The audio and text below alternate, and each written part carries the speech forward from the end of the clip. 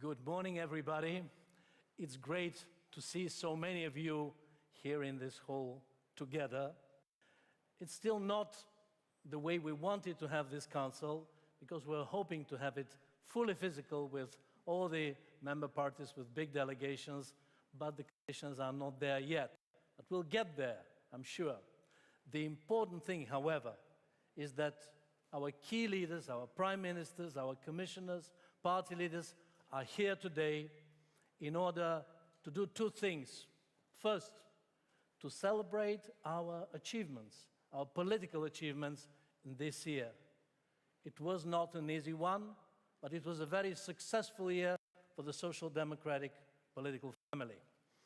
There were mentioned some of the victories by Achim, but many more happened also at a local, regional level.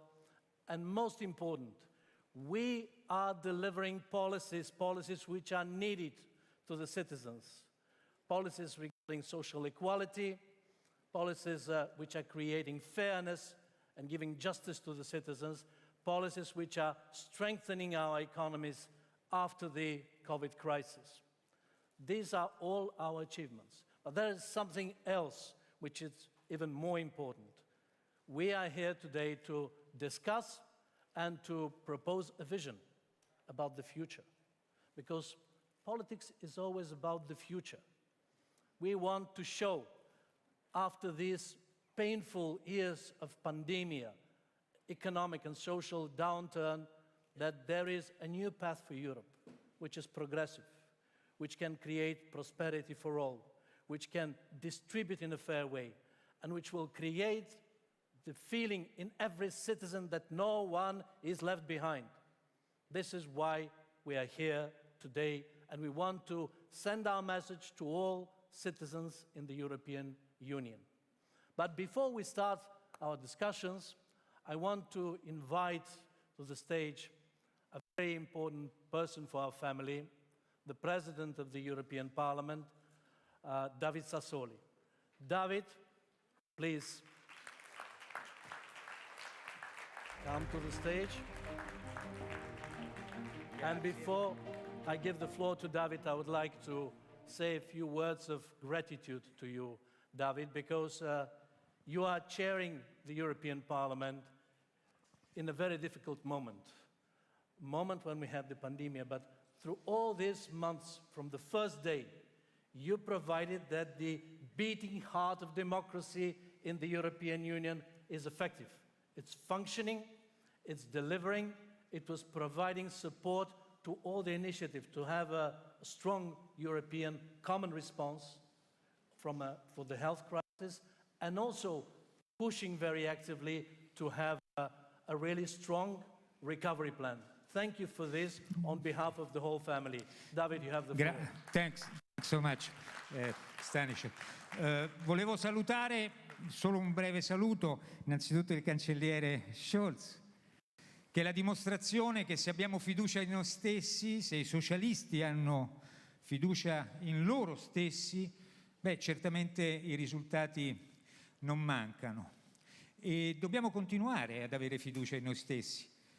I 2 anni e mezzo hanno riconciliato le opinioni pubbliche alla politica, all'Europa, all'idea di Europa.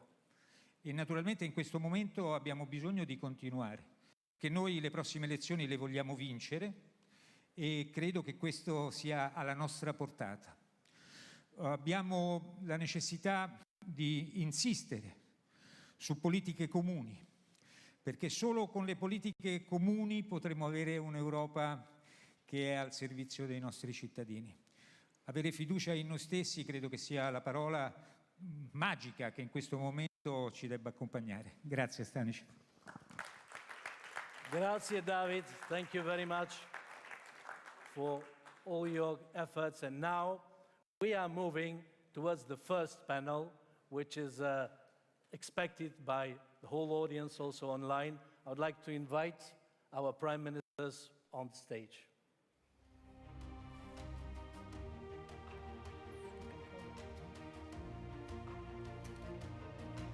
Olaf Scholz. Yes. Magdalena Sana. Pedro next to Antonio. Sana, you can stand over here, please. You can stand over there. Yes. Morning, Sana.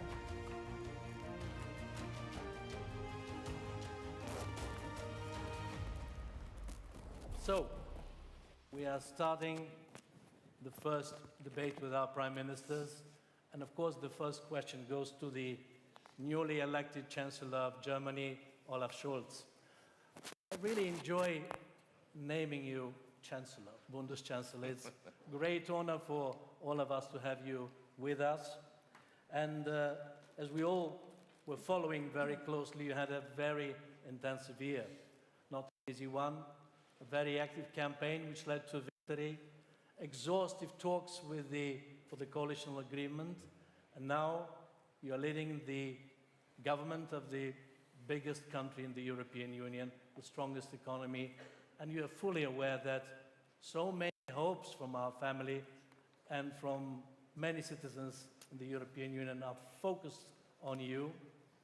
In your campaign, you really stressed on one key word, which is also a key word for our council, respect, which really worked and persuaded the citizens of Germany to support you and the SPD.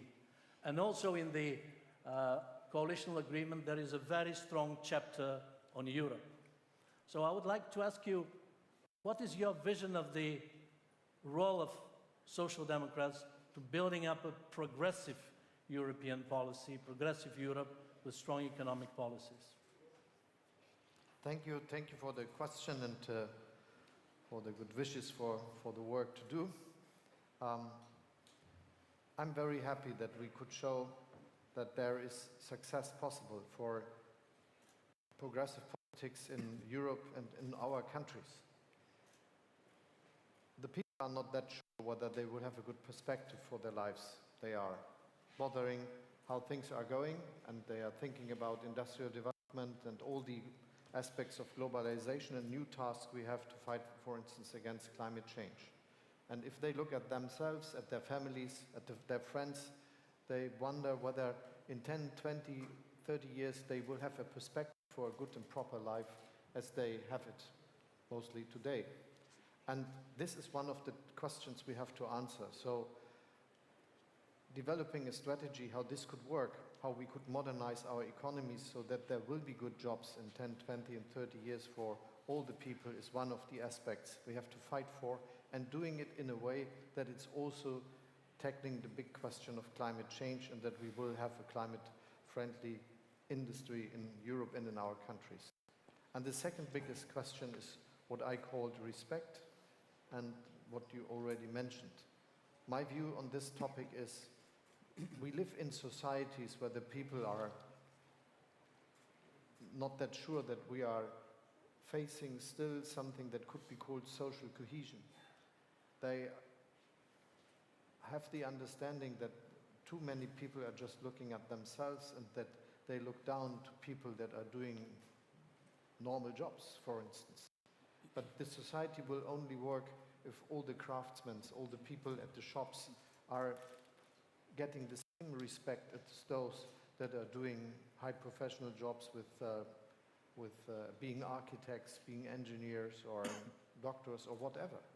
And my view is that we have to find a new moral level where people are looking to each other as one society.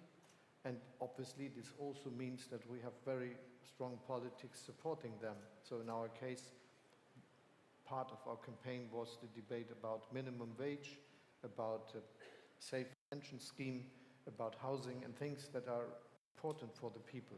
But both aspects were relevant for the success in the election and for what we have to do.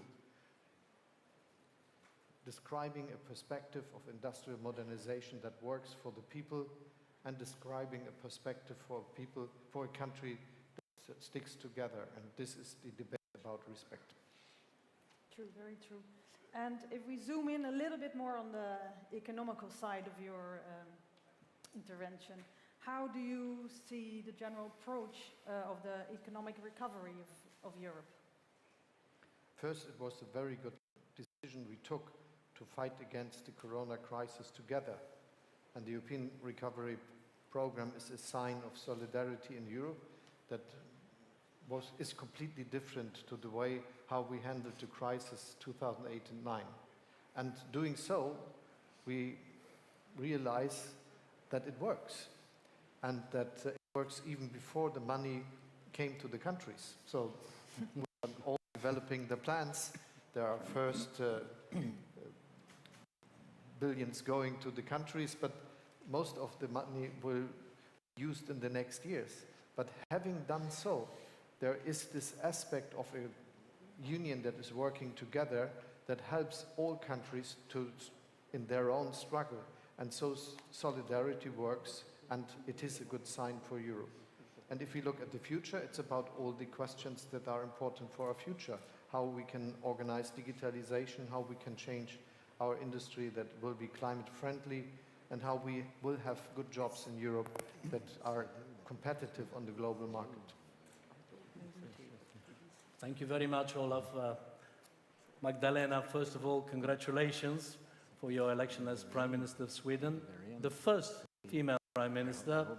We are very proud of you. And as you know, the just green transition is at the top of our agenda. What role should social democratic governments and the PES play, in your opinion, for pushing forward the green transition? I think Oda was really spot on the topic when you were speaking, Olaf. It's really to make sure that the green transition includes everyone in society, that it's something that we do together, so that ordinary people who have jobs in the industry today, can feel that they can be part of this transition. And to be honest, I mean, this is really the #1 issue for our generation of politicians. This is about human lives, not only here and now, but it's about the future of mankind. So this is something we have to do. But at the same time, we shouldn't just be walking around like this. Oh my God, we have to do this, we have to do this. There is so much potential here. There are so many new jobs that can be created. And if the European Union can be in the front, leading this transition that we know will happen, if we can be in the front, and we can be the ones who start creating the jobs of the future, this could be really the boom of a European industry. And this is actually something we're seeing in the far north in Sweden right now. This is a very depopulated area where people have been moving south. They have very high unemployment, elderly populations. But what is happening now, with lots of green electricity that we have up north, and also the coldness, which can be an advantage, we're seeing a green industrial revolution right now. And the local politicians, they are not struggling with depopulation or unemployment right now. They are struggling on how can we build houses for all the new workers coming in? How can we build roads, schools, daycare centers, employ bus drivers, open restaurants in the pace that goes with all these new jobs that are coming in right now? And I want this transition to be not only in the part of northern Sweden or northern Finland. This should be moving south, and all over Europe there is such a potential to create new jobs. And I want these jobs to be good paying jobs for European citizens. And I really think this is the time to take that potential, bring it forward, and I want the Social Democratic parties to be in the lead in that transition. Yes, I believe so, very much. And you've only recently been sworn in as Prime Minister, but you've been a long time engaged Social Democrat, we all know. What is your assessment on the recent successes of the Social Democrats in Europe? I mean, we're standing here now with a large group. How do you see that as a Social Democrat? Yeah, I mean, I think the social democracy of Europe is really on the rise again. So it's really something happening right now, and we should grasp this opportunity. But looking at the problems we're facing right now, the pandemic, which is here and now, we have climate change, we have rising inequalities. I mean, where are the answers to those problems challenges that we're facing?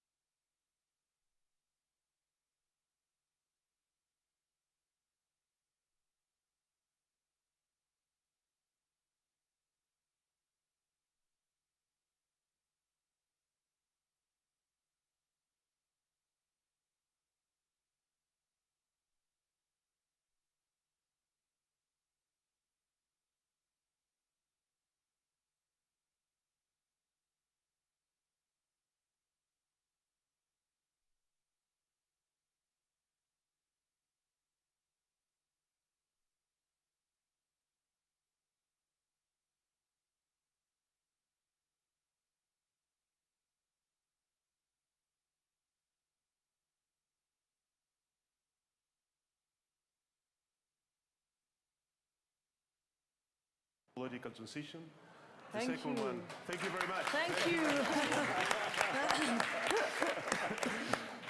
So the first one is indeed ecological transition. The second one is digitalization. The third one is social cohesion, territorial cohesion, and as the fourth one, as Olaf and Madalena said. And the fifth one is gender equality. I think it's also very important to include gender equality as a horizontal policy throughout all the plans in our recovery plan. Thank you very much, Pedro. And we go to Portugal. Antonio, you won 2 general elections in a row. And I know that in January there'll be a third one. And I'm confident that you will win these elections as well. And we will have all the support from our family because you did so much for the citizens of your country. I've been many times in your campaigns, but I know that one thing is essential. You brought back hope for better life in Portugal. And you also took a very important step for our family, for social Europe with the Porto Summit. What are for you the big social challenges in Europe today, and how we Social Democrats should fight to really put Europe on a social track? Well, thank you very much for your kindly words. Let me welcome Olaf and Magdalena, and allow me to answer in Portuguese, if you don't mind. A dupla transição climática e digital é fundamental garantirmos que mobiliza toda a sociedade. Há um conjunto de atividades que vão ser descontinuadas, há empregos que têm que ser alterados e é fundamental que não deixemos ninguém para trás. E por isso, termos um forte pilar social é absolutamente fundamental para que todos os europeus se sintam mobilizados e parte integrante deste processo de transição. Foi por isso que organizamos a Cimeira do Porto, foi por isso que com o Nicolás Schmidt aprovámos o plano de ação para o pilar social da União Europeia, de forma a garantir a todos boa formação, bons empregos e garantia social nos momentos de transição. Estes quase 2 anos de Covid demonstraram bem a importância do modelo social europeu. Porque quando todos precisámos de todos, este espírito de solidariedade manifestou-se. Manifestou-se nas medidas de autoproteção, manifestou-se no momento em que testamos, manifestou-se no momento da vacinação, mas manifestou-se também no momento em que adotamos um importante recovery plan para que todos pudéssemos combater a Covid, não só do ponto de vista sanitário, mas também nas suas consequências económicas e nas suas consequências sociais. Isto demonstra bem que a social-democracia tem que estar no coração da Europa, porque só assim nós viveremos solidariamente esta enorme oportunidade de transformação que a transição climática e a transição digital nos oferece para criar empresas mais competitivas, empregos de melhor qualidade e melhorar a prosperidade partilhada na Europa. É esse o grande objetivo do Plano do Porto. Thank you. With my knowledge of Italian, I think I understood everything you said in Portuguese. And again, if we zoom in a little bit, you've explained about how you did your policies now and with the social summit and everything. If you just look a little bit further, 2030, 2040, for also all the young people who are watching around Europe, what is the main thing you think Europe should bring to them? Bom, o Plano do Porto tem metas muito concretas. Em primeiro lugar, na formação ao longo da vida. O objetivo de que todos os anos, pelo menos 60% da população ativa participe numa ação de formação. Tem um objetivo muito forte de aumentar a população empregada, 78% em 2030. E tem uma que nos deve mobilizar a todos para a erradicação da pobreza. Eliminar 15 milhões de pobres na Europa e pelo menos 5 milhões de crianças pobres na Europa, de forma a travar esse drama que é a reprodução geracional da pobreza. Todos juntos Nós podemos pôr em ação o plano desenhado pela Comissão, aprovado pelo Conselho, e demonstrar que a Europa é mesmo o continente onde nós podemos ter as políticas mais progressivas, onde podemos liderar a transição climática, onde podemos liderar a transição digital e voltarmos a ter uma economia forte, competitiva e geradora de mais e melhor emprego. Thank you. Thank you very much, Antonio.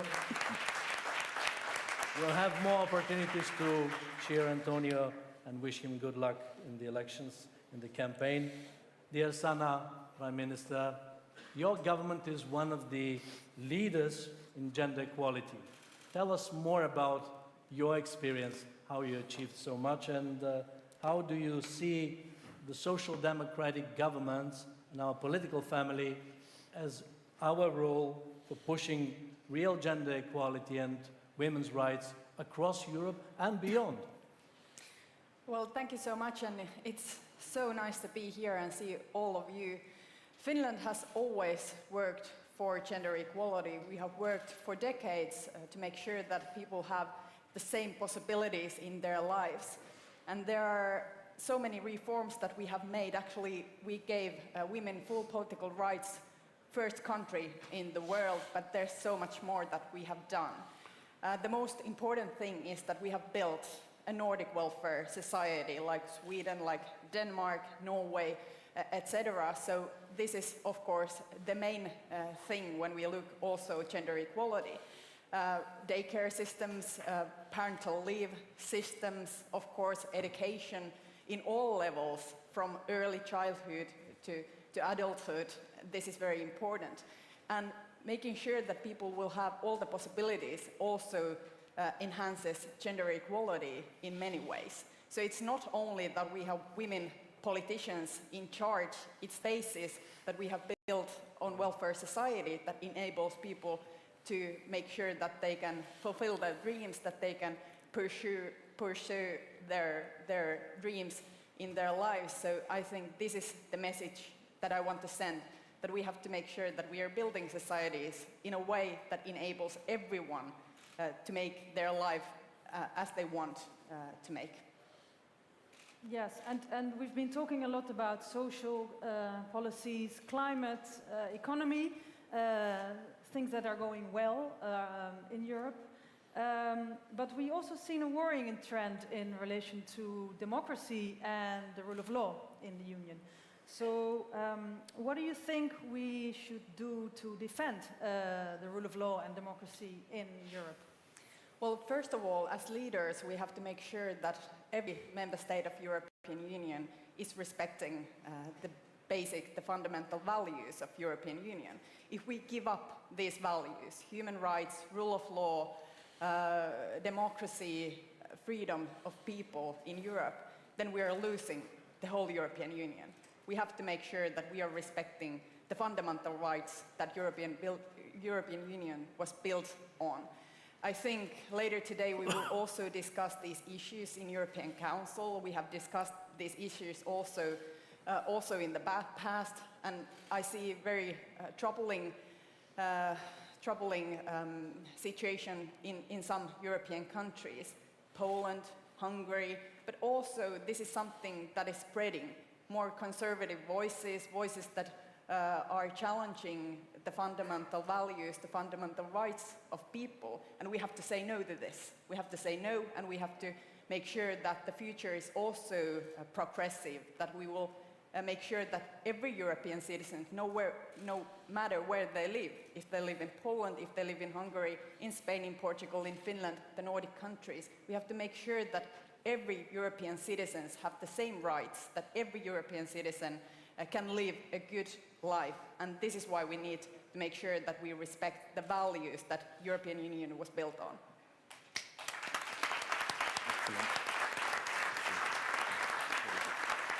Thank you very much, and Robert, Prime Minister. I know that your government is ready and willing to heavily invest into climate objectives of the European Union, which is great. But I remember also when we were together with Irace and the whole of S&D Group in Malta in September, you stressed especially on the necessity to make this transition just. and to tackle the social consequences. Would you tell us more? How do you see this process and the efforts of your government? Well, 2050 seems to be a long time away, 28, 29 years from now. So the temptation could easily be that let's take things easy. But what we have to realize is that climate change is with us and that a lot needs to be done. And that the changes which need to be implemented bring along huge challenges with them, and that the positive impacts of these changes take time to be experienced. So I would like to very briefly highlight what we have done till now and what we plan to do as regards the way forward. We started off with a coal-fired power station in Malta. So we used to generate electricity through the use of coal as a fuel. We moved from that to, perhaps it was not the best decision, to the use of heavy fuel oil and other pollutant fuel. Then in 2015, I think we made the major change up till now of shifting to a power station fired by LNG. In parallel with that, we also started purchasing electricity through an interconnector which is connected to Sicily, which is our neighboring island.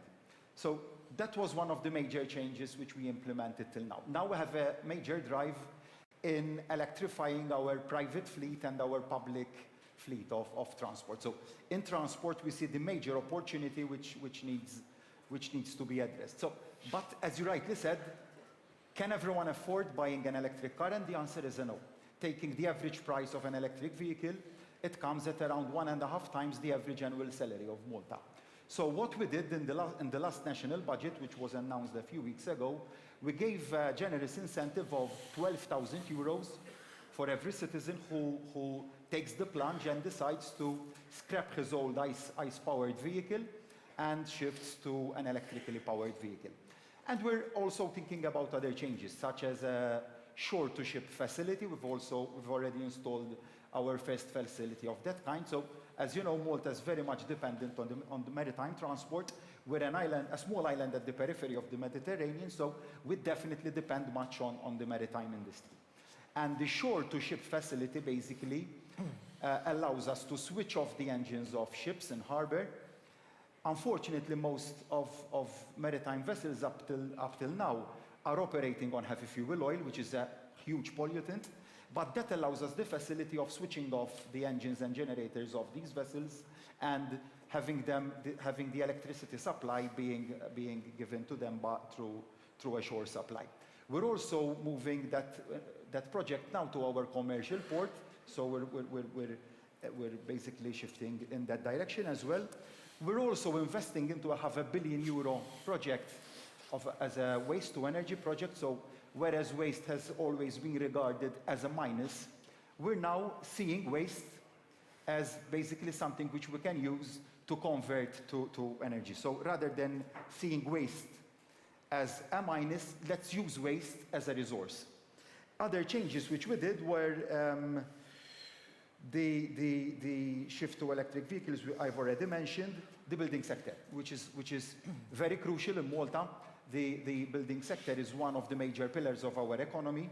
The small size of the island makes land very precious, and it is true that the building industry is the major investment in Malta, or rather one of the major investments. So we're focusing there on changing our building techniques in order to have more energy efficient buildings. But the way forward, we all know that LNG is a clean gas, but it's an intermediate fuel. So the shift has to be to hydrogen and to renewables. And there again, we have our challenges. So people ask me, how come Malta has only 10% of its energy coming from the renewable sector? And I have a very simple reply to that question. Let's take solar panels. So people are asking me, how come an island like Malta, which has basically sunshine on most days of the year, does not have much solar panels? Well, we have a problem with land size. We're limited. So it's either we go and take up agricultural land and install solar panels, or we go offshore. Those are the two options. We're maximizing the limited space which we have. We're also looking now into offshore installations. Same goes with wind power.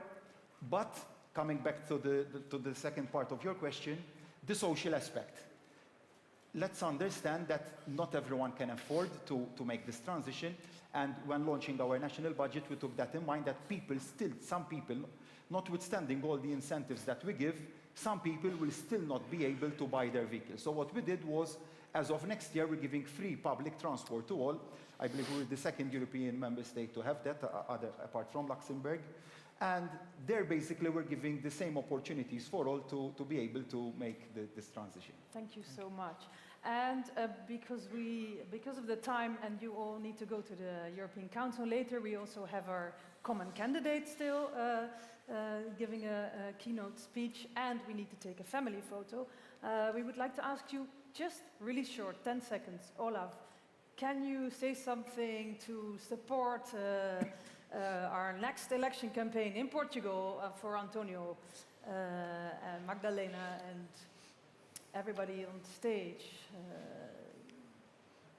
What can we say to support Antonio? Yes, I can. And I will, which is much more important. He is doing a very, very good job, and he gets a lot of support from the people of Portugal, which we see when we are there. And I really loved being in Portugal and discussing with Antonio and his friends about the political strategies of the country. So I'm absolutely confident that he will be successful in this campaign again. But the more important message is there is again a time for social democratic policies in Europe and in the world. And it's about the aspects of the life of peoples. And this is mostly the question of respect and a good future, and you're dealing with it. And so I'm absolutely confident that you will be successful in your campaign, and Magdalena as well. She is doing a good job. We know each other as finance ministers, and now we are the leaders of the country, and we are doing our job with all these experiences. Great. And Pedro, because you are unlucky without a microphone, Well, maybe you can say yes, of course, I one will more be last very word glad. also. Well, I admire Antonio. He's a very good friend. I would say that Antonio has skills. First one, I think Antonio has a lot of empathy, which is crucial nowadays, especially for progressives. And secondly, he's always looking and working for an agreement. He's a great negotiator. So I think he's the leader that Portugal and Europe needs. Thank you. Okay. Let us thank our prime ministers and the Bundeschancellor. I'm not getting tired to repeat it. I really enjoy it. And give a big ovation to Antonio, who is the first one to face elections next year.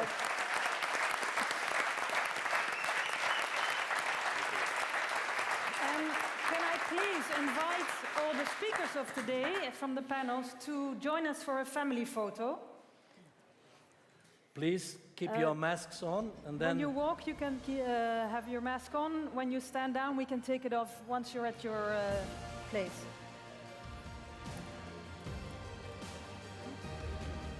You can ask Sergey. You can speak now.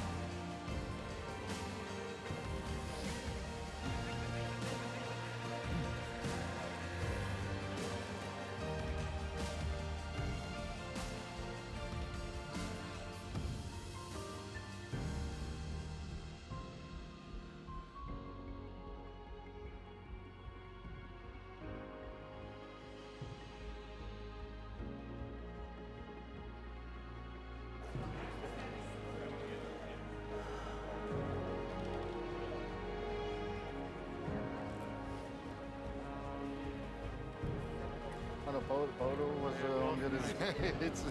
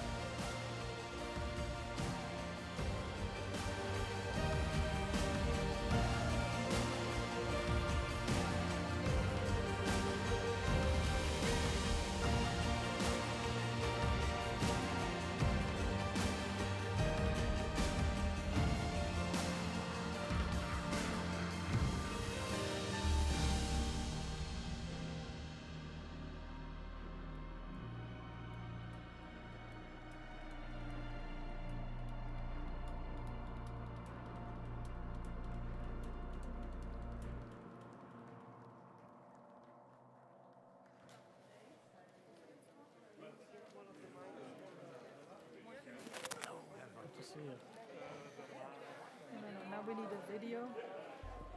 Can we please put the video in Mask now? is back.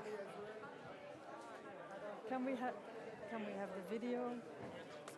There should play the video now. Thank Come you. on, people. Jesus Christ. Oh, thank you. Okay. That's good, Okay, yeah. thank you. We will be Thank talking you in a very minute.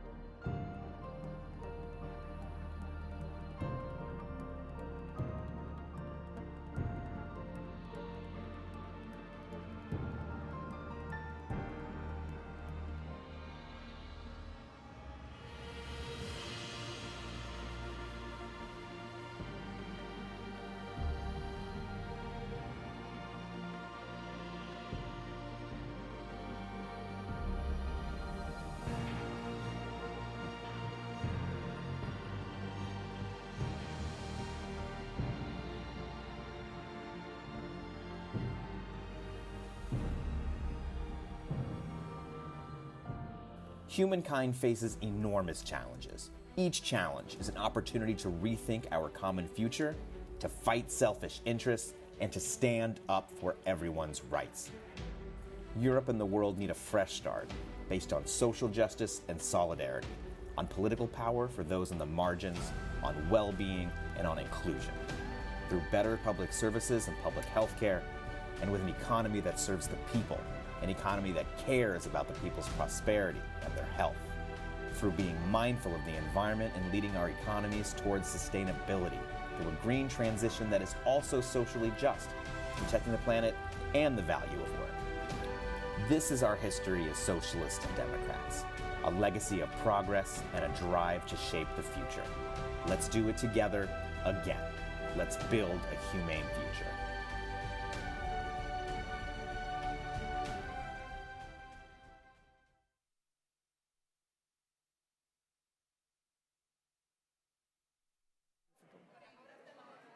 Thank you. We can ask everybody to take their seat. Yes, thank you.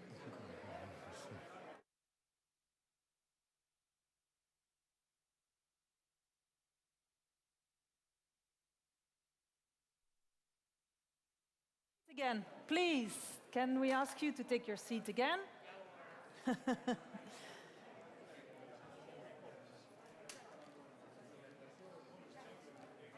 Everybody, can we please take your seat again?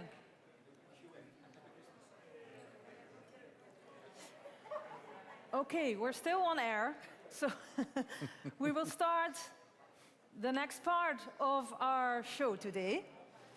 And I'm very honored to introduce our PES common candidate and Executive Vice President of the European Commission, Frans Timmermans. Good morning, everyone. I'll try and get you through this initial depression you get after having seen all the leaders on stage and after still coming to terms with the fact that the Chancellor of Germany is a member of our family, which I think is extremely good news. I think we're in a good position to jointly start shaping the future for our children and grandchildren. I'm reminded of the fact that if you want to honor the future, as Camus has written, you need to act in the present. I would add to that, if you want to honor the legacy of those who came before us and who created this powerful movement 150 years ago, you need to act in the present. Acting in the present means preparing for the future. And the one issue that will determine the future of Europe, of the world, and of social democracy is whether we are capable of forming this transformational age into a fair and just society. That is the essential question, my friends, we are facing.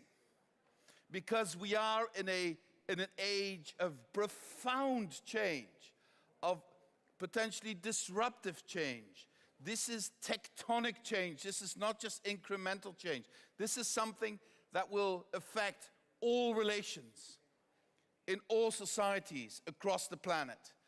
And this is only comparable, in my view, to the first industrial revolution, which in fact is the mother of our movement. Because the first industrial revolution created a proletariat that could not fend for itself and that needed to get organized so that the equality of people was not just an idea, but became something tangible. And we are at risk in this industrial revolution of again creating a proletariat that would not be able to fend for itself because other powers are too strong. So the age-old premise of politics is back. Politics, at the end of the day, is about one thing and one thing only: redistribution. How do you organize political power in such a way that you are able to redistribute everything we have collectively in a way that is seen as fair, that is seen as just, that is seen as giving everyone the opportunity to use their full potential, that is manifestly seen as protecting the vulnerable, that is manifestly seen as making those who can afford it contribute more than those who cannot. This is the question of our age. And our planet that can no longer sustain the way we are living needs to feel the effects of us understanding that we need to live within its limits. And to live within its limits in a socially fair way means redistribution. And I want to end on something I believe is essential.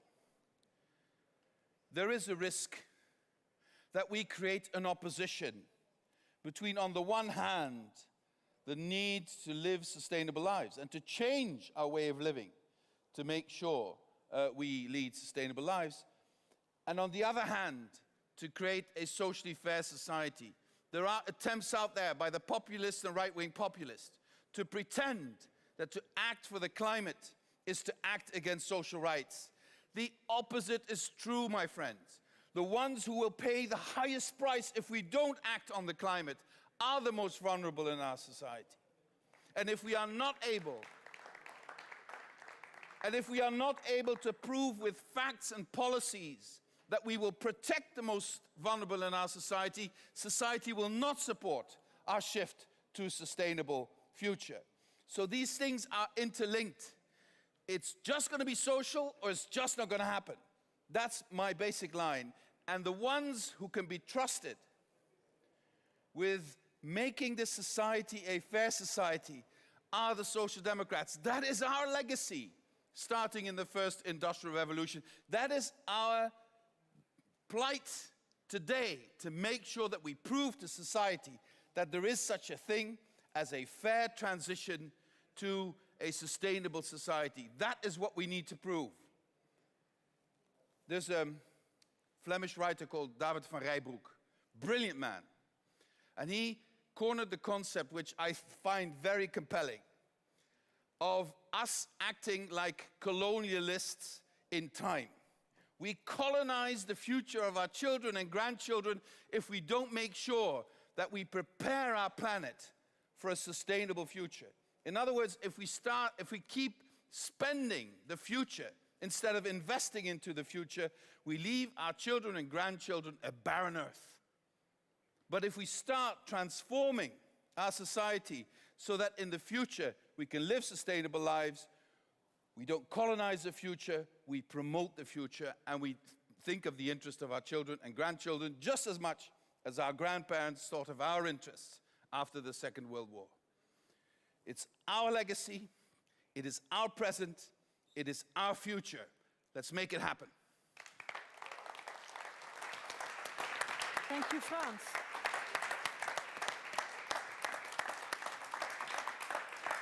Thank you very much, Frans, for this very, very inspiring speech, and which is part of the introduction to our first panel of our discussion. But before that, we have a little video clip introducing also in image the debate that we will have in a second.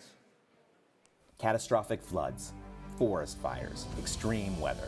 We can no longer pretend that nothing is happening. We can no longer ignore climate change.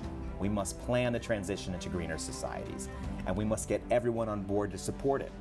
Through real financial support, no one must lose from taking climate action, because 1.5 degrees is all we have left. Our European Green Deal can provide a future that offers both social protection and opportunities. It won't be easy, but we will do it together as we've always done. The green transition must be effectively implemented through regional policies, supporting all those affected and investing on equality.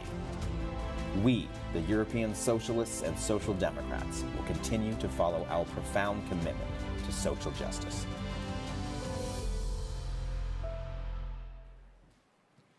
Yes, so for this first panel for a sustainable future, I'm very pleased to invite our speakers to come on the stage with Mr. Paolo Gentiloni, European Commissioner. Please, Paolo, come on stage. Also, Madame Anne Hidalgo, candidate for the presidential election in France. Madame Hidalgo, rejoignez-nous. Enrico Letta, the leader of the PD Italy, and Paul Magnette, le leader du Parti Socialiste ici en Belgique. Merci Paul, merci Enrico, Anne et Paolo de nous rejoindre sur le podium. Merci. Welcome, Paolo. You can take off your mask if you want to speak, because we're standing now still. Voila. Voila. You were very instrumental in creating the next generation EU. And now it's there. We really want to hear from you on what's next for our sustainable recovery. Well, good morning. Indeed, I think we should be proud of what was done by the European institutions and governments. As Olaf just said, the fact is that the impact of these decisions came even before their implementation, because this was a message that we are reacting together, and that for the first time we are using our common finance for common purposes. Extraordinary decision. But now the point is, what are we looking for? Are we only looking for a rebound in our growth to go back to the previous level of growth? I don't think that this was a golden age for our economies. So the point is, if you are able, with these plans and with other initiatives, to bring to Europe a durable and sustainable growth, we will not be satisfied with only a rebound. I think we are on the right track, but the challenges are there. France just said how the climate challenge is important. And indeed, we will need a lot of money in the next years, a lot of private investments, a lot of space for public investments. We will discuss our fiscal rules, but we can't imagine that the climate transition will be only for countries with fiscal space, as we say. So the fiscal initiative will be very important to guarantee all member states in Europe the chance to have this fair and green transition. So very good until now, but quite challenging what we have ahead of us, and the role of the Socialists and Democrats will be key, of course, because nobody is, as we are, capable to stress the importance of growth, sustainable growth, and fair growth.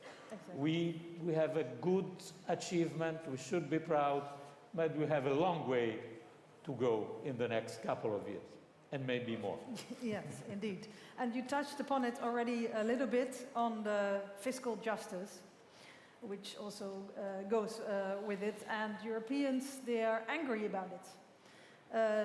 You're also a front runner, a fighter for fiscal justice. Can you tell us a little bit more about this as well? In the context of the sustainable growth. Again, it was, I think, a good year, and the result of the change in Washington. I think that Biden was absolutely crucial to make possible this global agreement on minimum taxation. And this will be a gigantic step forward in fighting tax avoidance, tax evasion. We will take other decisions in this direction, but the important is that we have a global agreement, and we have it because of the Biden administration, and also because, again, we could be proud of this, we were able to reach unanimity among European member states to support this. And unanimity is always difficult to reach. So I think also this is a good step forward. We can't accept the idea that in these difficult times we don't have revenues from taxation and we are not able to address the social challenges because of tax evasion and tax avoidance and of corporate tax evasion and tax avoidance. I think this will be a good step forward. Always big global crises change global rules. It happened after the war. It will happen after the pandemic. We will have new global rules, and I hope better global rules after the pandemic. Thank you, and we will support you in your fights in this, Thank of you. course. Merci Paolo, et il est encore évidemment important de souligner le rôle essentiel que tu as joué dans tous ces combats en tant que commissaire. Encore bravo et merci. Grazie. Je me tourne vers Madame Hidalgo. Anne, bienvenue parmi nous pour ce débat sur une Europe soutenable, la Sustainable Future for Europe. Alors, je vous pose une question, vous, en tant que candidate à l'élection présidentielle en France, sur quelles priorités voulez-vous que l'Europe se focalise dans les jours, dans les mois, dans les années à venir? First of all, I'm very happy to be here and very proud because I think that this family, the Social Democrat family, is in the right vision for Europe and in all our country, also in this right vision, and for this transition, green transition and fair transition. I think we need to be committed with the worker class, and we need to put new policies for this fair transitions. Et donc, je vais poursuivre en français, mais je crois vraiment que ce qui aujourd'hui est attendu de l'Europe, et en félicitant tous ces gouvernements sociaux-démocrates et une commission qui s'inspire beaucoup de cette social-démocratie, c'est-à-dire de cette vision juste, équilibrée, entre ce que nous devons faire sur le plan économique pour maintenir une prospérité sur notre continent, en tenant compte bien sûr de cet impact crucial qu'est le changement climatique, mais évidemment une vision équilibrée qui considère que ça ne peut pas se faire sur le dos des classes moyennes et des catégories populaires. Et donc nous devons, et je suis très inspirée par le document que les sociaux-démocrates européens ont travaillé, ce document qui est la grande transformation que vous aviez présenté à Paris il y a quelques semaines et qui contient tous ces éléments-là. Il nous faut aujourd'hui penser la transition juste sur le plan de notamment toutes ces industries carbonées qui vont être confrontées à ce changement. Je pense au secteur automobile, je pense au secteur de l'aéronautique, je pense à l'agriculture européenne. Je pense aussi, par exemple, à ces secteurs nouveaux qui, eux, ne vont pas être impactés négativement, mais qui vont connaître des croissances très fortes parce que ce sont, par exemple, les secteurs liés aux énergies renouvelables. Sur cette vision de l'évolution de notre modèle économique européen et du fait qu'on va trouver de la prospérité en sortant de cette économie carbonée et en allant vers les énergies renouvelables, il nous faut maintenant mettre en place les politiques d'accompagnement pour les travailleurs de ces secteurs.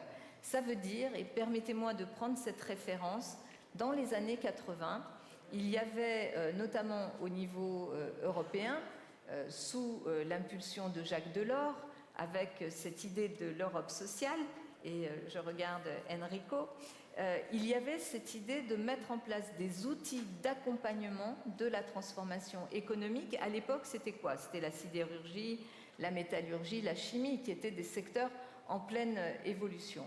Et on avait des outils européens, je pense bien sûr au Fonds structurel, au Fonds social européen, qui ont accompagné de façon très active, avec des politiques actives, la formation des travailleurs de ces secteurs-là, et qui ont temporisé et servi de matelas de protection pour les travailleurs qui étaient à la fin de leur vie professionnelle.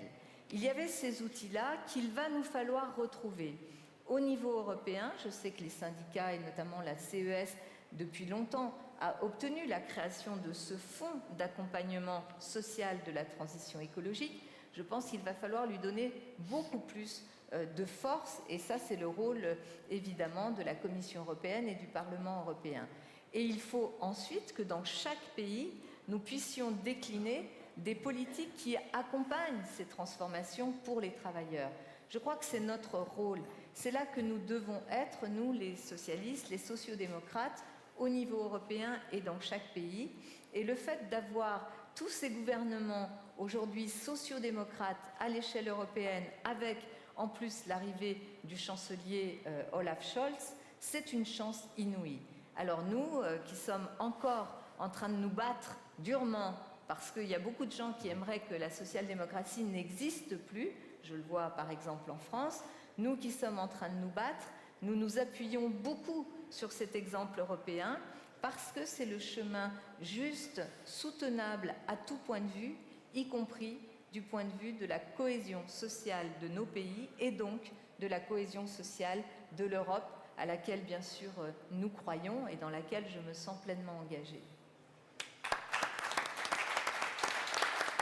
Merci. Alors, bien évidemment, nous vous soutenons dans vos combats. Alors, vous avez beaucoup œuvré contre les inégalités. On sait que les inégalités liées au réchauffement climatique sont croissantes. Alors, pour vous, quels sont les outils les plus importants à mettre en place pour pouvoir promouvoir la justice sociale dans le cadre du combat écologique ? Je crois qu'il faut vraiment penser les deux politiques en même temps, c'est-à-dire ne pas simplement penser, ce qui serait déjà beaucoup, le changement climatique et l'évolution des secteurs, fixer le cap. Il faut que l'Europe fixe un cap très clair sur les énergies renouvelables, il faut que l'Europe fixe un cap très clair sur la décarbonation, la préservation des ressources et de la biodiversité, mais exactement dans le même temps qu'elle mette en place ces outils pour accompagner notamment, bien sûr, les changements du côté des travailleurs par de la formation. Il nous faut des politiques actives en matière de formation et d'emploi pour tous ces travailleurs. Et il nous faut aussi des aides qui sont, ou des politiques de soutien qui sont, par exemple, l'accompagnement de ces nouveaux marchés liés aux énergies nouvelles. Par exemple, secteur automobile qui va vers l'électrification ou vers aussi, on le voit, l'hydrogène, qui sont les deux énergies aujourd'hui utilisées dans ce secteur, enfin en tous les cas pour l'avenir.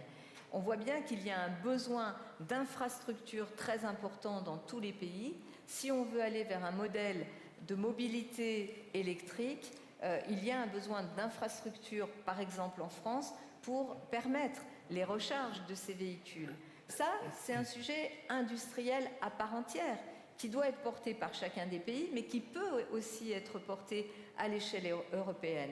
J'ai une proposition notamment à faire dans ce sens-là au niveau européen. Je pense qu'il devrait y avoir la création d'une sorte de commissariat aux énergies renouvelables à l'échelle européenne, qui devrait être l'endroit où se décident les moyens, les investissements tellement importants, tellement puissants dont on a besoin pour justement impulser à l'échelle de notre continent ces énergies renouvelables. Je pense que comme nous avons su le faire en mettant en place des grands outils industriels autour de Ariane, autour de, de grands projets qui sont des projets moteurs pour l'Europe, nous devons sans doute aussi mettre là, en appui concret du Green Deal, mettre par exemple en place un commissariat européen aux énergies renouvelables qui donne cette impulsion et qui permette aussi à chacun des pays d'avancer ensemble. Bien bien sûr, dans une concurrence qui existe parce qu'il y a un marché intérieur qui est concurrentiel, mais aussi en tenant compte de ce qui se passe à l'extérieur de nos frontières et de la concurrence très très forte qu'il va y avoir sur ces marchés des énergies renouvelables, notamment vis-à-vis de la Chine ou vis-à-vis des États-Unis.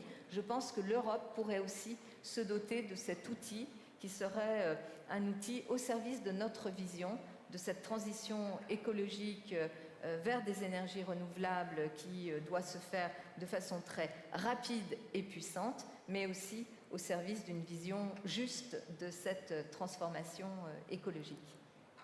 Merci. Merci Anne. Merci beaucoup. Benvenuto Enrico. Very nice to have you here. During this panel on the sustainable future, we cannot ignore the COP26, of course, because it was also France, we mentioned it before, who led the European Union towards the deal. We had Paul there as a guest in Glasgow as well. But Italy co-hosted the COP26. And what do you think were the best achievements of the COP, and what needs to be still done? Thank you very much. First of all, thank you for the organization of this big event. It's a great emotion, I have to say, to be here. COP26 was, I think, we have to apply, as usual, the glass game on the COP26. I don't think that we can say the glass was full empty, even half empty. I think the discussion about the results of the COP26 are discussions where we have to be very strong by saying that deception and then saying that some ideas on the future of Europe, on the future of the world, on the future of decarbonization weren't there completely satisfied, and we were far from the good result that we expected. So I have to say that for what I think the most important problematic point there, it is the fact that, and this is the point as Europeans, last year in July when we discussed and we approved Next Generation EU, I think it was a very good political point because we decided to overlap Green New Deal and recovery. And recovery with Green New Deal was, I think, the right idea.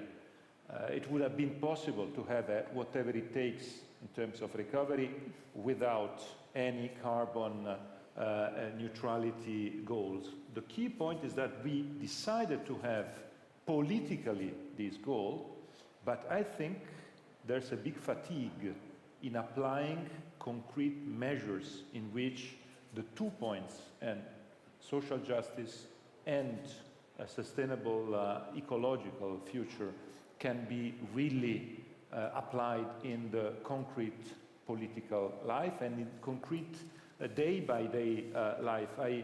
I see what Anne did in Paris as mayor. I was used to live in Paris. I was citizen of Anne's city for 7 years, and I know what they did and the fantastic achievements they had in Paris.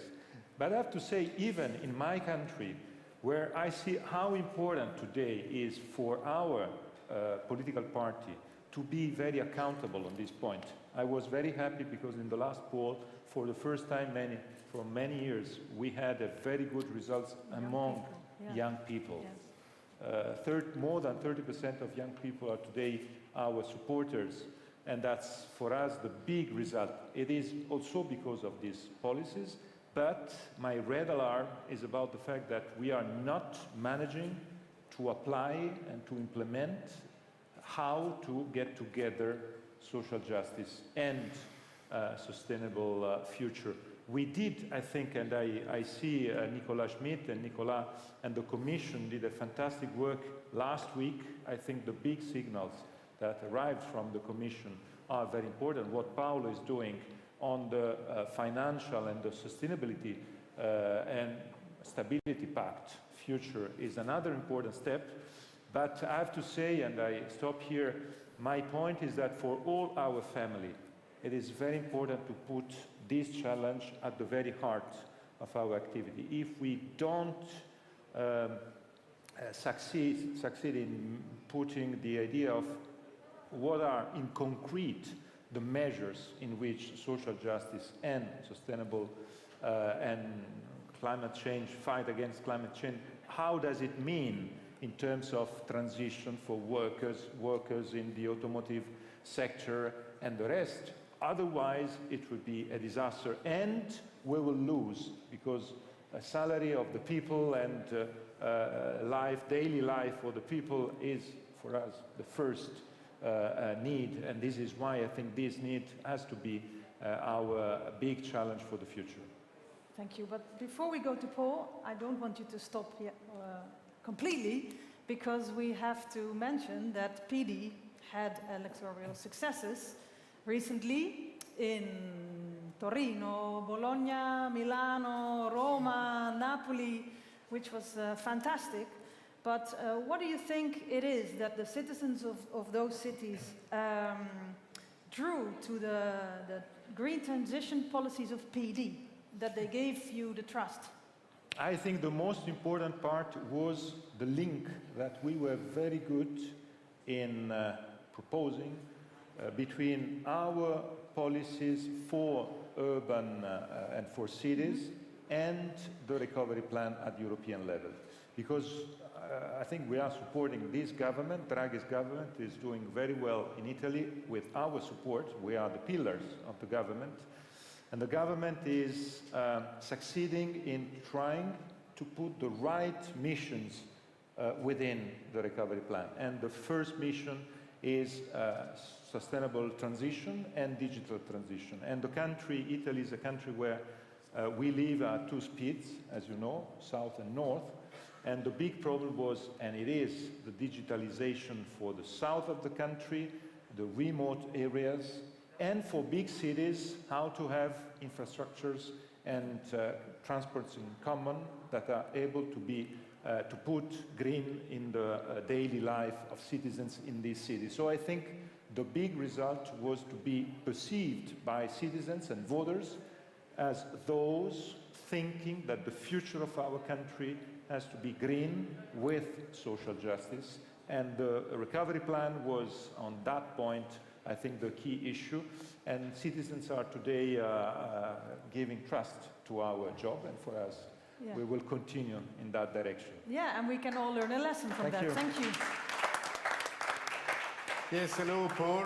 Bonjour, Paul. You are the leader of the Parti Socialiste. You were member of minister in the federal government, and you have been developing a concept of ecosocialism, which is combining the fight against climate injustice, but also fighting against climate inequalities and equalities in general. So can you tell us how you want to develop that concept of ecosocialism?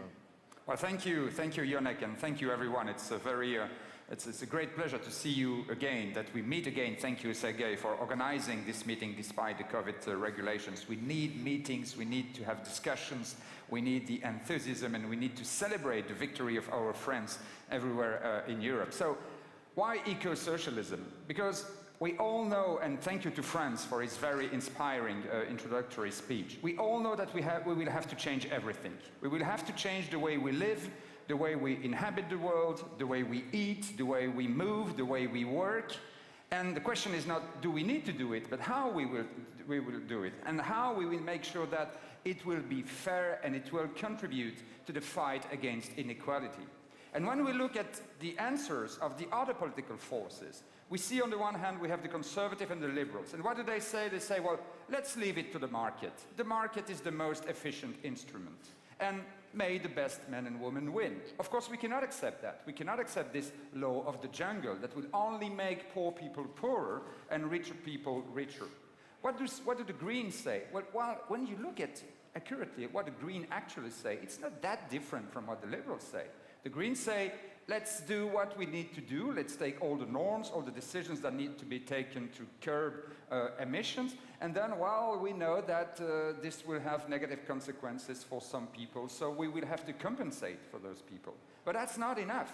We must not only compensate, as Anne and as Enrico just said, we need to take measures which at the same time curb emissions and reduce inequalities. We need more electric cars, of course, but we also need free buses, as many European cities, in France notably, as Malta. I'm very proud that with the socialist prime minister in Malta we do it, and like Luxembourg, Nicolas does it under influence of the socialists in Luxembourg too. We need organic food, but not just for those who can afford it. We need free lunches in the school for our children. That will improve their health and that will support local agriculture. We need norms to isolate buildings, but not just norms. We also need to build more social housing. It's become impossible for many people in many cities, and we need to get inspired by Vienna, for example, and our friends from Austria, to see how we can build social housing and reduce emissions at the same time. So, as Franz said, let's be proud. Let's be proud of our history. Let's be proud of our legacy, and let's assert that this is not just a part of the past, this is a vision for the present, this is a vision for the future. It will either be social or not happen. It will either be the vision that we as social democrats bear, or it will not happen. Let's be proud of our solutions. Thank you, Paul. Yes, you are the mayor of Charleroi. The Parti Socialiste is in the government in Wallonia, in Brussels, also in the federal government. So a big responsibility. So what do you think are the biggest challenges in order to ensure social fairness and to reduce inequalities, and it is reflected in climate policies? Well, the challenges are everywhere. Anne mentioned, as she was right to mention, the industrial transition and this professional transition that we need to organize. I come from a city, from a region where the decline of the steel industry, the decline of the coal industry has produced incredible long-term consequences on the society, and we need to anticipate that. We need, of course, I just gave a few examples in terms of buildings, in terms of food, in terms of mobility and that kind of things. But we should not forget the fiscal dimension, which is absolutely crucial. And I'm the strongest supporter for all what Paolo is trying to do within the European Commission and what our ministers are trying to do in the framework of the Council. Because what do we see here in Europe? We see that every year we lose hundreds of billions of euros because of fiscal fraud. We see very rich people and multinationals who don't pay their tax. This is not acceptable. What do we see? The richest people always richer. The recent international report on inequality in the world has been published a few days ago. What does it show?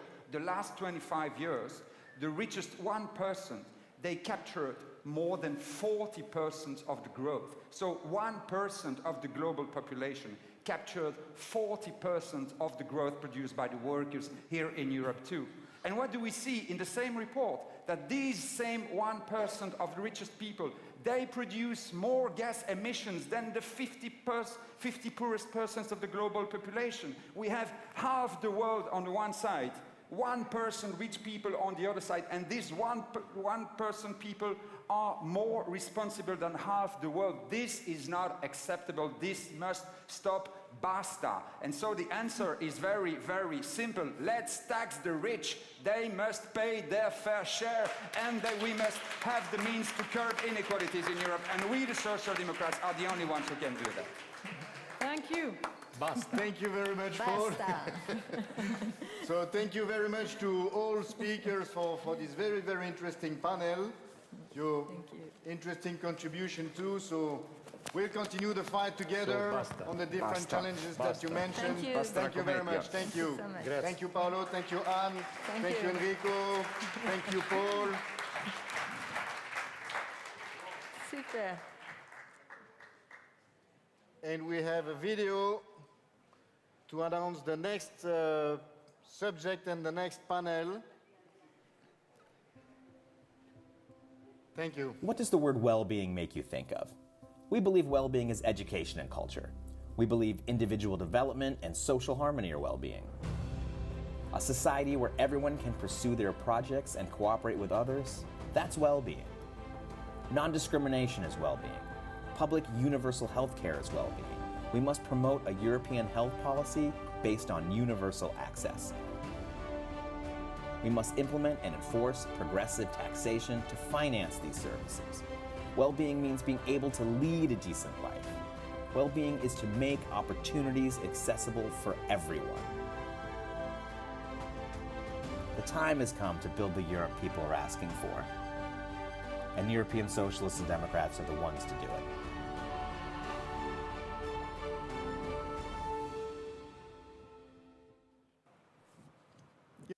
it. So now, in order to introduce the second topic, the second panel, which is about fair chances, a Europe of fair chances, I'm very glad to welcome on stage the leader, the president of our parliamentary group in the European Parliament, the S&D group, Irache.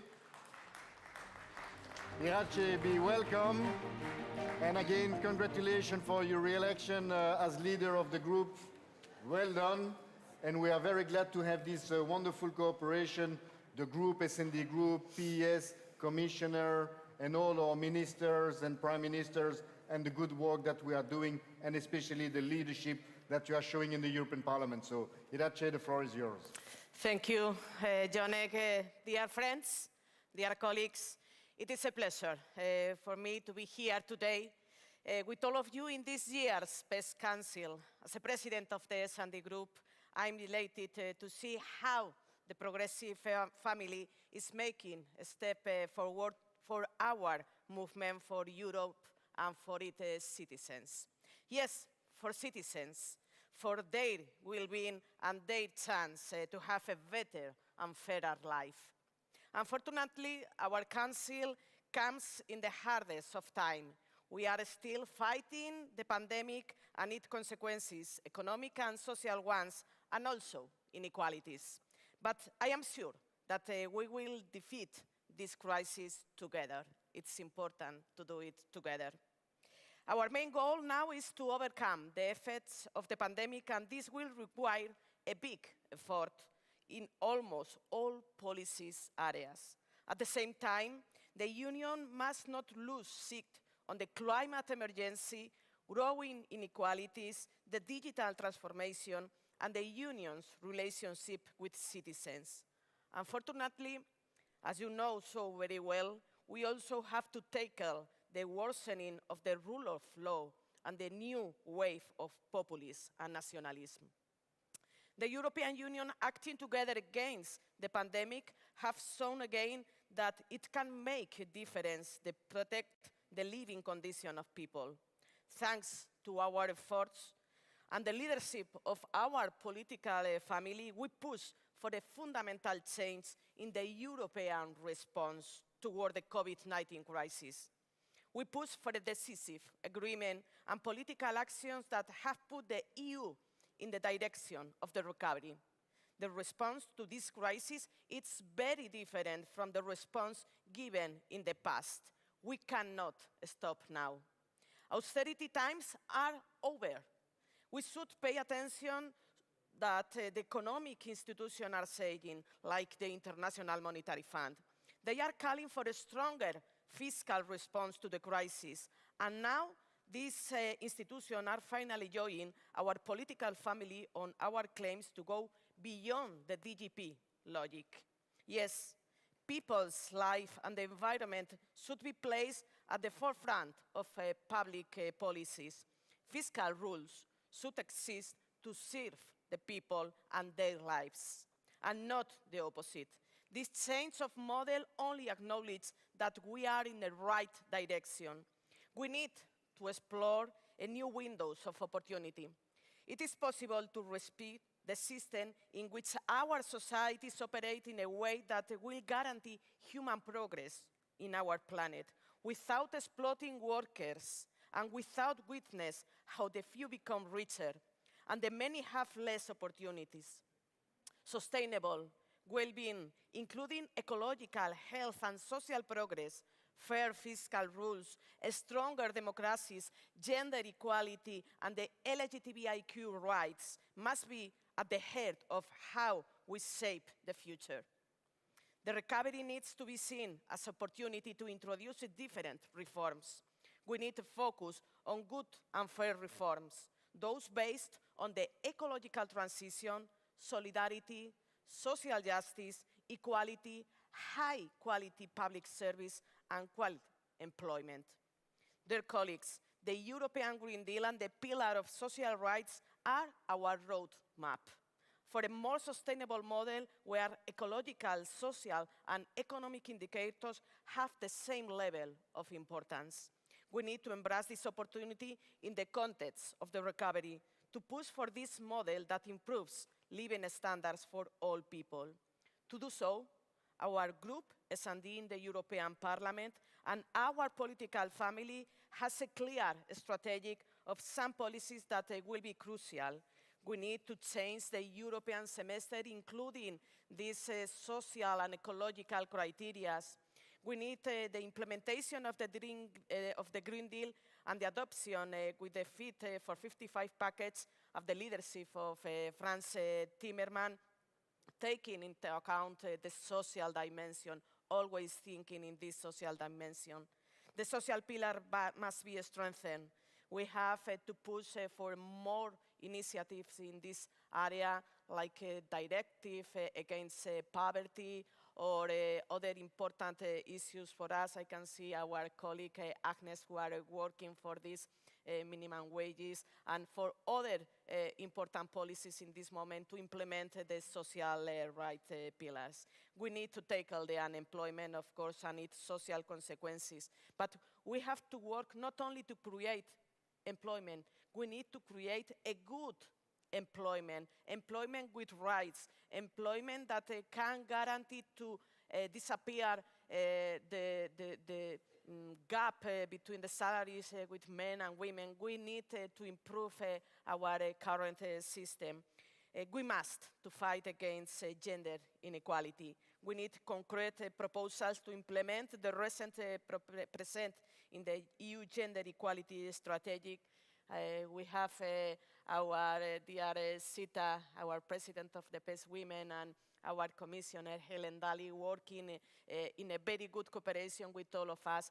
Really, we are leading the gender policies, and we need to keep this leadership in a good cooperation, because it's so important. It's one of our priorities.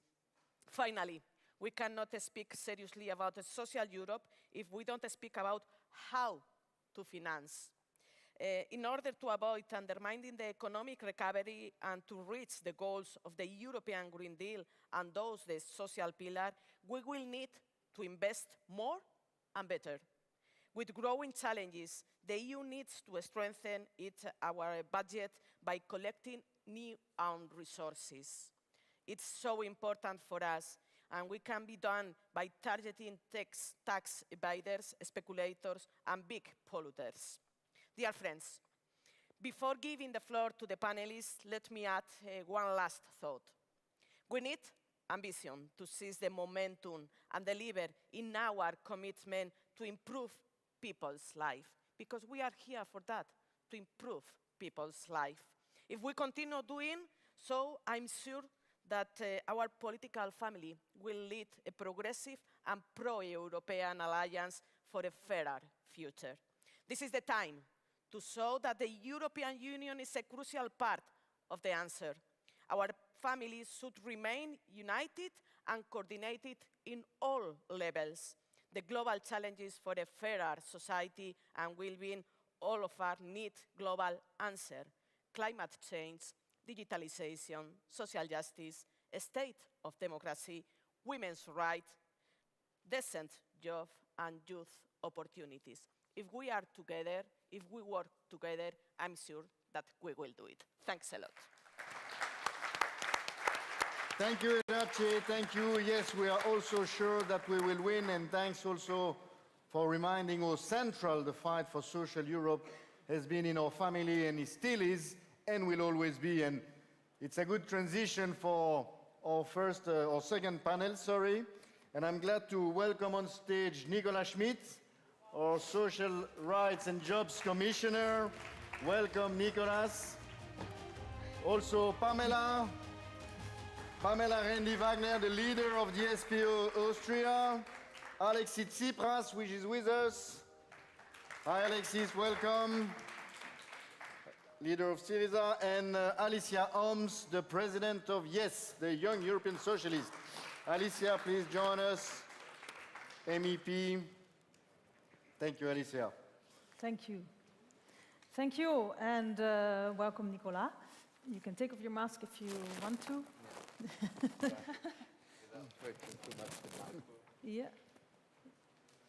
Yes, you did it. Well, welcome, Mr. Social Europe. Together with the European Pillar of Social Rights, the Porto Summit, you've brought some groundbreaking initiatives for this Commission. We talked about it before already.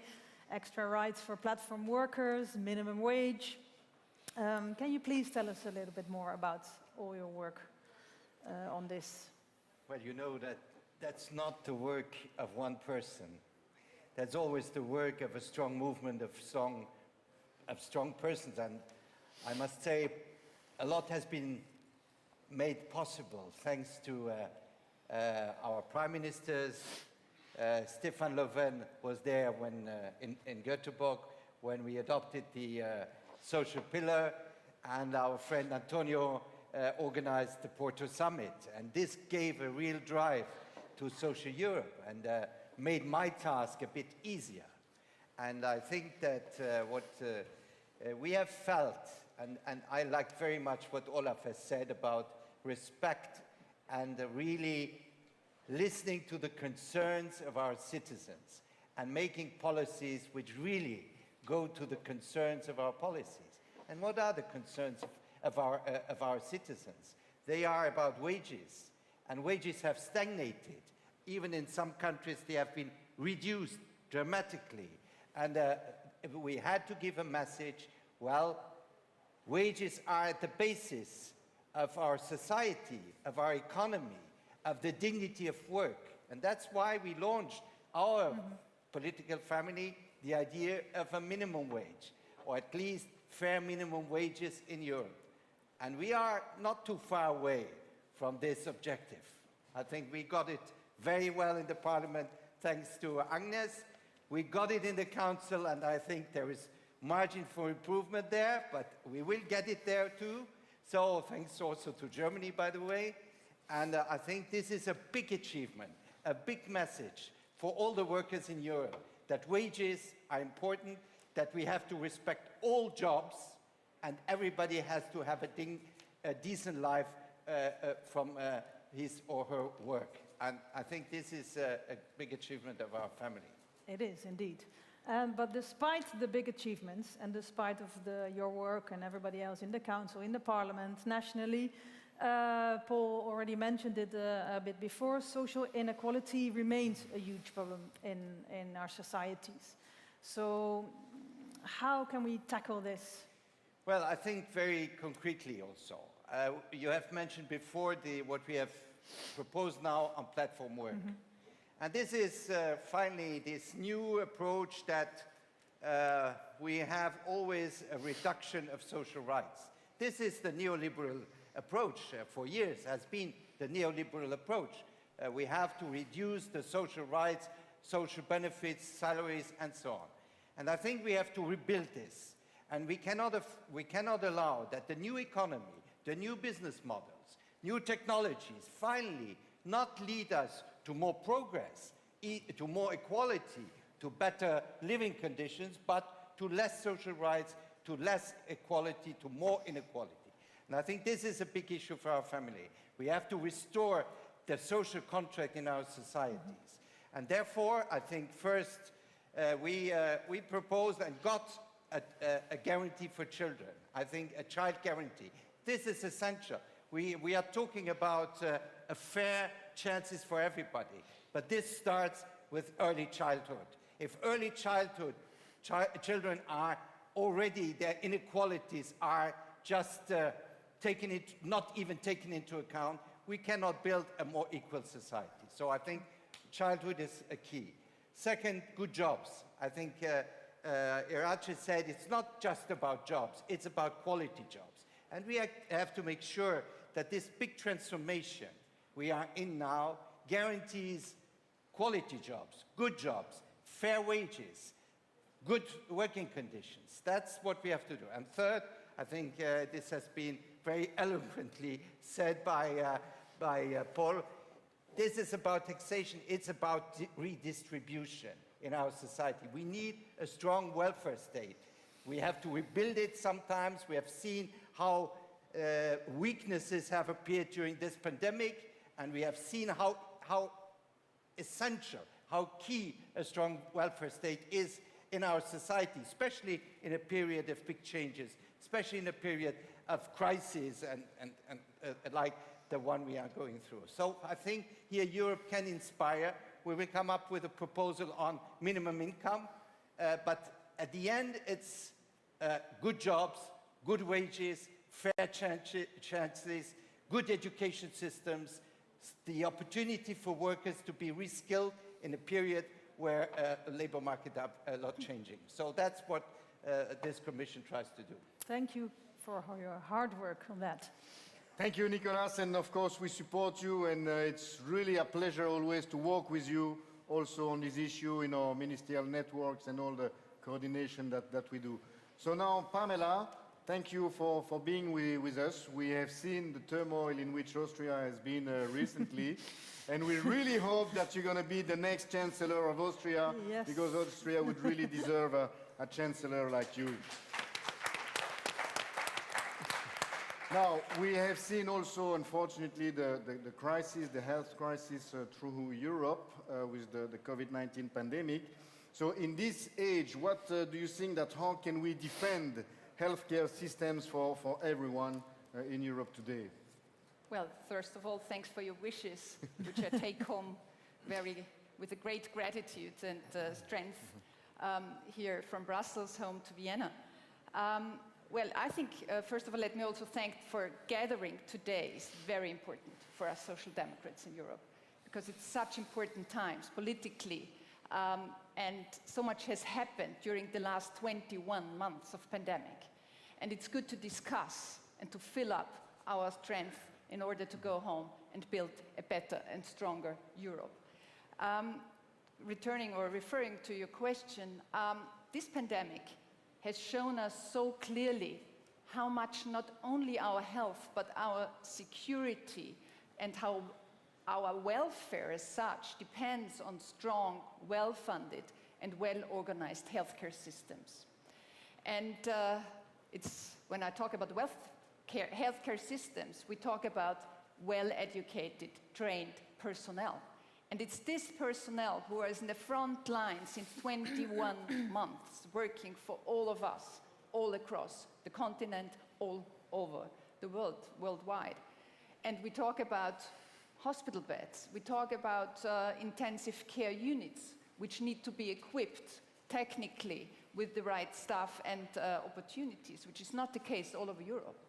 So seeing this dependency, we have also to remind people and ourselves that it was us Social Democrats, who always defended for centuries this universal health care against much protest, against much resistance of other parties, the liberals, the conservatives, who wanted shortcuts all over this healthcare system. Now we are happy to have enough hospital beds in Austria, in the intensive care units, and so on and so forth, and that it's well funded. Yes, we have great challenges ahead of all of us, but at the same time, we have great opportunities. And I think when it comes to health, and I'm a doctor in my original profession, and when it comes to health, I think we need to focus on 4 issues in Europe. We need to fund and finance healthcare systems in future even more. Even more. This is the lesson learned from this pandemic all over Europe. Second, I think we need to invest also in our healthcare personnel. We need better working conditions for the healthcare workers who are on their limits. They're reaching their limits since months. So this is very important. We have to guarantee that every European citizen has access to universal health care across Europe. This is another lesson learned, and we have to be better prepared for future crises in Europe. We have to install a mechanism all over Europe which enables us to react more quickly, faster, and more effectively together against future pandemics, against future crises, health crises, because after the pandemic will be before the next pandemic. The next virus is just waiting around the corner. This is for true. And I think if we do this with united forces, we can and will make a big contribution for a better Europe, a better future, a better health in Europe. And this is the right answer. And I think the European citizens, since the last 10 years, they have had so many crises, starting with the financial crisis more than 10 years ago, and now it's the corona crisis, then we had the refugee crisis in between. And what we see is that they have one big demand and wish, the population. They want more social security. They want more stability. And the only answers who are the right ones to these demands of the population is the social democratic answers. And the people trust more and more our answers. And that's why I'm convinced that, yeah, social democracy is back in Europe. And this PES Council today is one proof of it. It is, thank you. Yes, indeed. Thank you, Pamela. And it's good also to show this moment for social democracy in Europe altogether today. So as we have said, and as you have said also yourself, the pandemic has widened the gap between rich and poor in our continent, unfortunately. It has also limited equal opportunities. Or how do you think that we should tackle this now together? Yeah, the problems following this health pandemic, they are huge. And in particular, socially, in the social field, they are huge. And we see that the social gradient is increasing the last months all over Europe and also on other continents. And why is that? It's because this crisis has generated far too many losers, but at the same time, don't forget, it also generated and still generates few winners. And we not only have to talk about the losers, we have to talk about the winners, because it's all about justice. When we talk about financing, budgeting, how to pay our bills in the future, our welfare systems, we have to talk about the winners. And we have talked already on the panels before about these winners. I'm talking about the international online companies who are making the biggest profit in their company history due to this pandemic. On the other side, they don't pay taxes into our welfare systems in Europe. And something is wrong in the system, and we have to change it. We have to take this opportunity now in this pandemic to change this injustice. And the answer is fair taxation across Europe. The answer is avoiding tax fraud. The answer is avoiding tax evasion. So we have to take this opportunity. It's a window of opportunity we Social Democrats need to take in order to mention and to put this on the political agenda in Europe, not only in our countries, in Europe. Because the central question within the next weeks and months and years will be who is paying the bill for this huge cost of pandemic? Is it the supermarket staff? Is it the healthcare workers? Is it the single moms who are struggling around already financially and socially? Is it the working class? So we have to answer this. And there is an answer, introducing tax justice now. And this needs to be done very, very urgently. This is the answer to this pandemic and to the injustice which is already in place for years, far too long. Because we have to prevent one thing, that the health pandemic is turning into a pandemic of poverty. And the risk is there, and it is us to prevent it. Thank you. Thank you, Pamela. Very interesting to hear from you. Welcome, Alexis. Very nice to see you here again in Brussels. Pamela already touched upon the subject, crisis from a few years ago, the financial crisis. You had to deal with it, as we know, as Prime Minister a lot. But how do you see now the progressive turn in the Commission and the turn in supporting the economy and jobs? Yes, I think it is very positive, this progressive turn, as you said. But the crucial question is if these positive steps will be temporary steps and at the end of the road, or the beginning of a new era for Europe? This is the crucial question. And I want to say that I'm feeling that the health crisis has vindicated our social ideas. And now even liberals recognize that the so-called trickle-down economics never worked. Even liberals recognize that without support, without financing healthcare system, we will never overcome the crisis. Without this huge support of state support of the economy, we'll never come back to positive growth rates. So I think that nowadays that our ideas have been vindicated, it's crucial to support the idea that these steps will have a continuation. And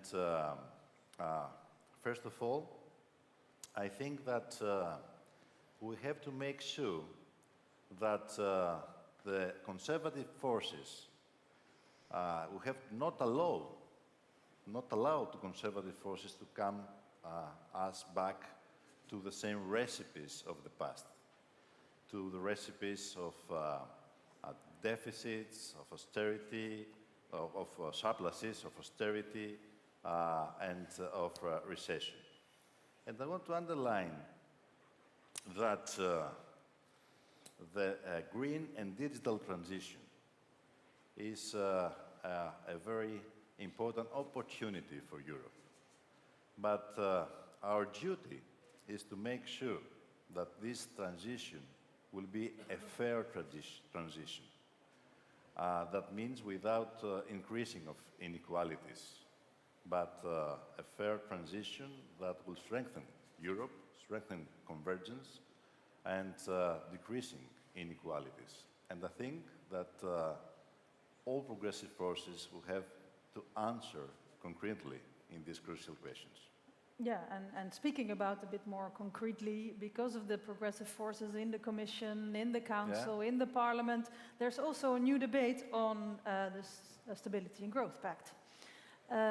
So what would be your suggestions for the proposals on that subject? The discussion about the Stability Pact and the question about the Stability Pact, I think that is the $1 million question. So we have to be more concrete on that. And I think that we have to be more decisive on that issue and thinking out of the box. Because it is clear that the Stability Pact didn't work even in the normal conditions. It was not credible, but even efficient. Now, in the conditions of the pandemic and of the energy crisis, I think that we have to think out of the box and we have to replace the Stability Pact into a pact of sustainable growth and social convergence. That means revise the debt and deficit criteria, and secondly, including into the criteria social figures concerning with inequalities, unemployment, poverty. Second, I think that we need an economic adjustment mechanism in order not only to reduce budget deficits of the South, but also to limiting budget surpluses of the North, if we want to have an economic symmetry and to have our economies to be resilient into crisis. The third thing, I think that we need a gold rule, let's say, in order to exempt fiscal spendings, especially public spendings, a golden rule in order to exempt public spendings, especially spendings for that contributes to productivity, to expand this spendings of the calculation, from the calculation of the budget deficit. I think that this is crucial. And this is crucial not only for the time of crisis, but also it is crucial if you want a Europe of convergence and growth. And the last thing, I think that this very significant tool, the RRF, must be not temporary but permanent tool in order to support our efforts for a Europe of growth and convergence. This is some ideas. Of course, it could be more ideas than that, but I think that progressive forces must be coordinated on a line of decisive ideas in order to change the rules if we want to change our lives in Europe. Thank you, Alexis. Thank you, Alexis. Thank you, and I'm turning to Alicia Oms, the president of YES, the Young European Socialist. Alicia, you're also an MEP, member of the European Parliament. So Alicia, you know well the situation of young people in Europe, also with all the member organizations that counts YES, and we know, and you have seen that young people have been among the most suffering of the crisis since the outcome and the outbreak of the pandemic crisis. So what do you think are the solutions? What are young people expecting for the COVID situation now and for a post-COVID world? Well, thank you, Jonek, for giving me the floor, and thanks to PES for always giving these kind of spaces to the young European socialists to raise our voices. So as you well mentioned, this period has been extremely difficult for young people, and so it was during the whole last decade, because we are the double crisis generations. We are still young, and we suffered the crisis of the financial crisis of 2008, and now we are in the COVID crisis. So when the pandemic broke out, we were still coping this austerity that was from the 2008 crisis, and the COVID has made evident a reality that is really hard for us, and is that young people and young workers are trapped in precarity. So moreover, the COVID-19 crisis has also added new problems to young people, such as the mental health issues that even they existed before, now they are more evident than ever. So it's something that we really need to take care of it. Therefore, if the system that we have right now is failing to ensure opportunities for young people to build their own future, their own life project, we have to change this system. And we need this great shift that the progressive society documents talk about, and a new economic paradigm with the social well-being of people at the center. So this is the expectations of young people. If the system is not working, we need to change it, and they are really asking for a big change. So in Europe, from my point of view, this means that the European Union has to evolve from an economic union to a social union, and we need the expansion of the pillar of social rights with some key measures, such as the strengthening of the youth guarantee or the deployment of the child guarantee. So there is a lot of work to do, but I hope that we all together we can achieve it. Thank you, Alicia. Thank you. As you mentioned, our family, our political family, has been really fighting for young people's rights and to defend their cause. I mean, there has been many policies that has been developed. I'm talking about the youth guarantee already a few years ago, but that was strengthened now and enlarged, and being long-term and a good situation for young people. We have also the child guarantee that is now a project, but we have many other policies. We were just talking about a new directive on platform workers, because we know that many of these workers are young people, and that, to quote somebody, young people on a bike is not an entrepreneur, and he needs to have his rights and to be protected and full access to social protections. But you, as young people, what do you think are the policies that now should be developed for young people to be able to develop their future and to have the future they want? Well, I think that the first thing that we need to do, and also because of the COVID-19 pandemic, is that young people must be at the center of the recovery by giving a multidimensional and comprehensive response to this crisis. So we need to be in the center because as we were in the past crisis, we are the ones suffering the most this new crisis again. Another point that we need to raise is talking about employment, that we are also in a difficult situation, let's say. We need to create quality and sustainable jobs and promote the stable contracts by taking advantage of the potential offers and the green and digital transitions. It's really important that we are not left behind during these transitions. Also, we are fighting, and we need to fight for young people to have decent wages and access to social protection. And one thing that for me is really important, and I'm not just as president of the Young European Socialists, but also as MEP working in the EMPL committee, is the ban of unpaid traineeships and the introduction of a framework with a clear and binding quality standards for all offers provided by the Youth Guarantee. So I think that we need to stop this problem that we are living of working as a trainee and getting non-salary for it, and we are doing also a job. So I think it's something that we need to fight for it. And also, just to end up with, I mean, we have many policies that we need to work for, but also talking about housing, we need to be to have affordable prices to get these houses and to be able to emancipate ourselves. Also wages and minimum income schemes, and also as I mentioned before, the mental health as a priority, as a policy priority, because we have seen the numbers are really worrying of young people that are suiciding are deciding to end with their lives. Is really worrying at European level and in every country level. So we need to put more efforts in order to stop this problem also of mental health. Thank you very much, Alicia. Thank you.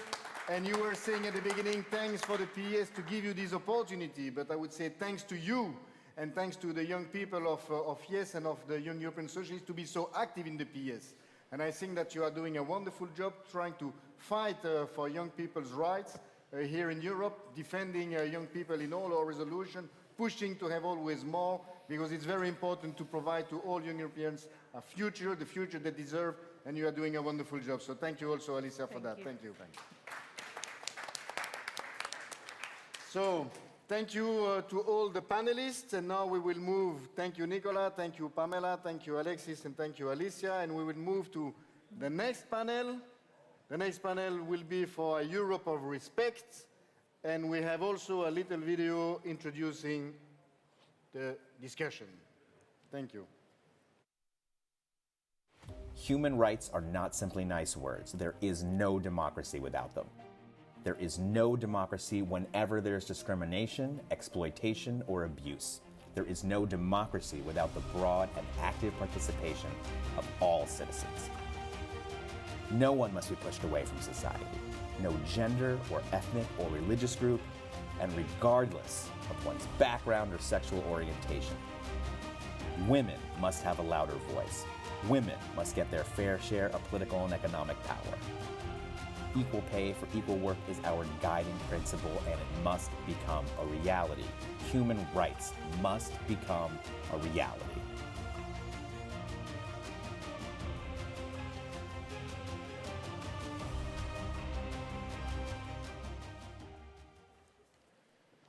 Thank you. So now we want to welcome on stage Commissioner Helena Dalli, the new elected leader in Greece, Nikos Androulakis, Tanya Fayon, and Katarina Barley.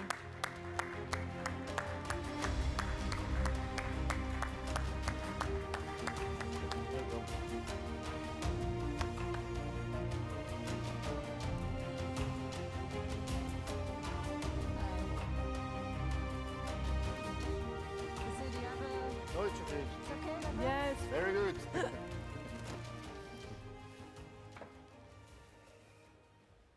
Yes, Well, thank you, everybody. I'm very pleased to have the panelists with us for a very important and timely debate, the debate about Europe of respect, as we have seen in the little clip introduction.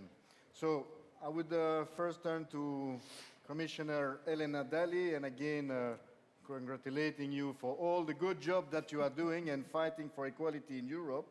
So you are the Commissioner responsible for combating discrimination, promoting inclusion and equality in the EU. So can you explain how socialists and Democrats are actively contributing to that objective at the EU level?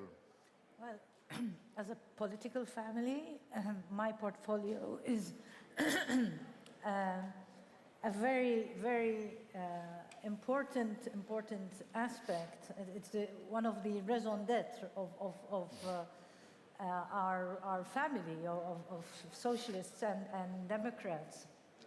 And what we are doing together with the rest of the commissioners and together with you who offer so much ideas and guide and policy direction in where we have to get in this union of equality, which is of the essence for all the people living in the European Union.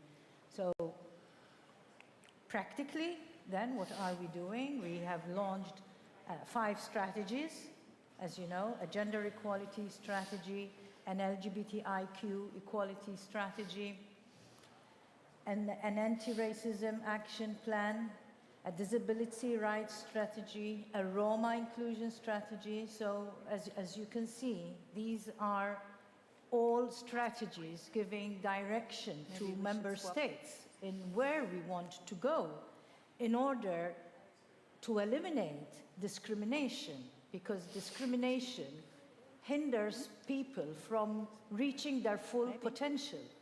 With discrimination, we lose a lot of talent because people cannot develop and pursue their paths. So there isn't only the moral argument of fairness, but also the economic argument of losing up on talent because we are discriminating. So the effects of what we are doing are far-reaching in our societies and also to particular people who have hitherto, who have up to now been discriminated against. Then we saw in the feature here, equal pay for equal work. That is an area whereby we have presented a proposal for a directive on pay transparency, because you cannot have equal pay for equal work if there isn't transparency in how people are being paid. And we know what the gender pay gap is, we know what the pensions gap is, and so we are talking about figures here, not a gut feeling about maybe thinking that women are being underpaid, but we have the data to show us that. So that is also another area which we are working in, and all this shows us how much still needs to be done in order to have social justice, in order to have equality, in order to have fairness in our societies, which we don't have. And the president, when she was making up the commission with commissioners, felt there was the need for a commissioner for equality because of all this, because a lot still needs to be done. So I thank the S&D group for their continuous support and ideas, critique also, which is important. And together, as a family, I think we should continue, we will continue to work to push for this progressive agenda. Thank you very much, Elena. I have to say that we are very proud to be part of this European political family and you introducing this pay transparency directive. Because here in Europe, in the 21st century, it's only justice that women are paid equally to men, and that we succeed to eradicate the gender pay gap and the gender pension gap. So really, congratulations for the good work that you are doing. But unfortunately, there is also another issue that is not pleasant at all, another element here in Europe, which is gender-based violence. And that's also something that our family is standing up to fight against, to make sure that in Europe, every woman can live freely without fear.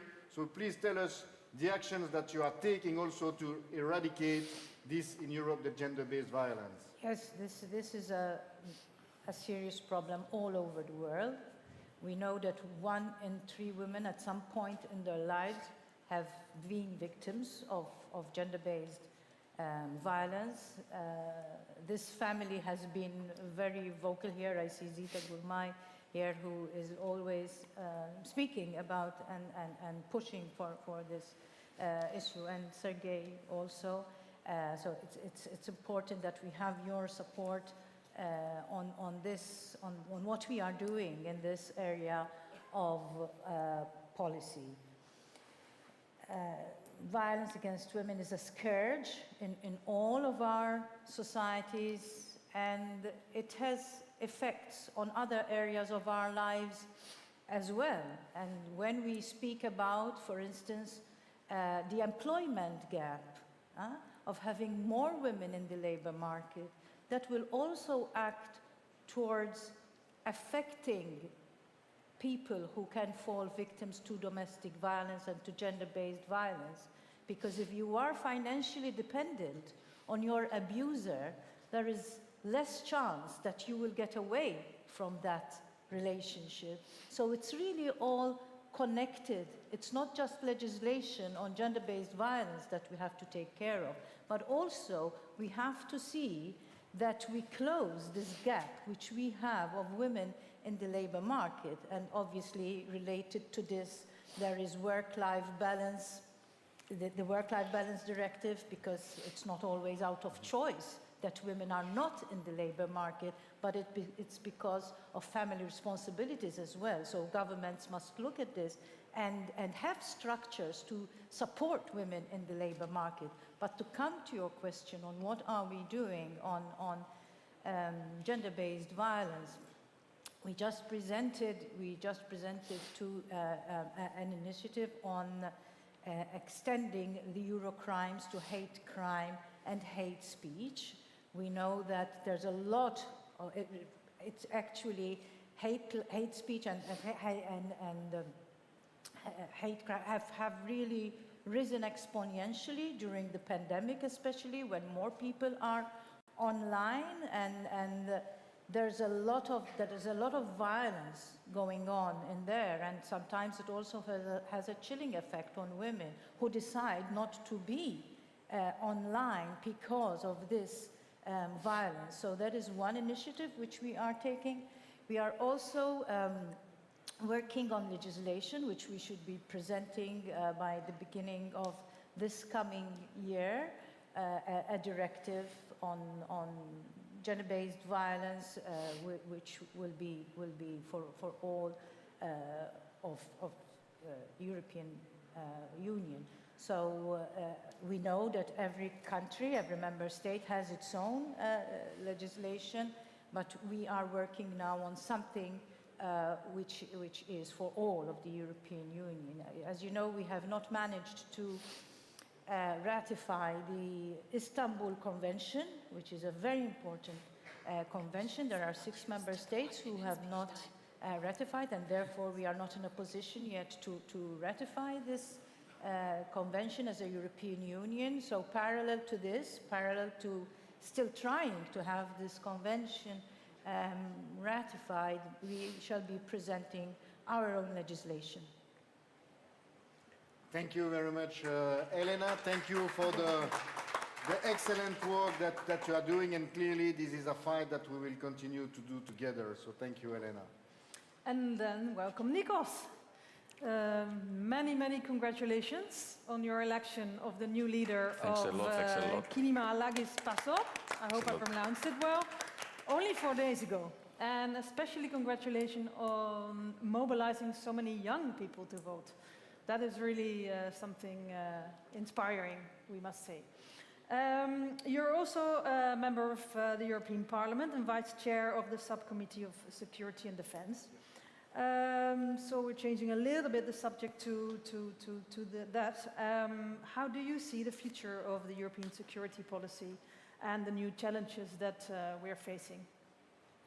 First, thanks a lot for the invitation, because it's my first time in PES meeting as president of PASOK.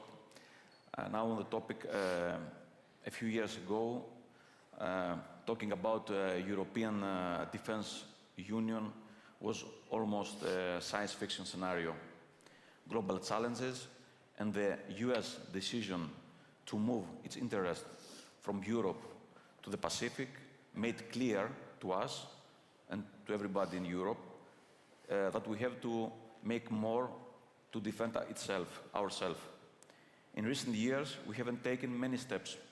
First, including the European Defence Fund, and second, the decision to create a force of 5,000 troops. But the biggest issue we are facing is the opposing interest of the member states. There is no point having a common army if we cannot agree how to use it. A very good example is the export of arms to third countries. Last year, we tabled, as socialists, my proposal for an arms embargo on Turkey following its policy to violate the sovereign rights of Cyprus and Greece.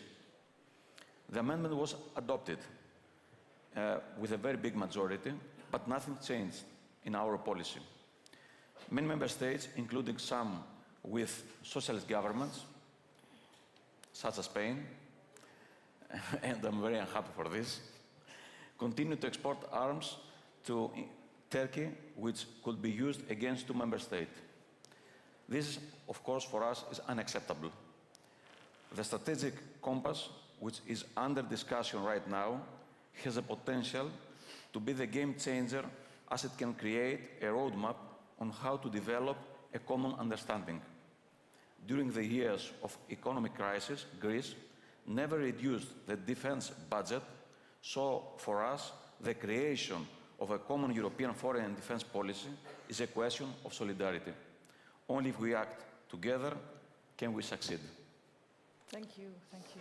And now going back to your home country, Greece, where you are new elected leader, a subject that we really haven't touched upon today yet, migration. You are one of the countries in the front line in the question of migration and asylum.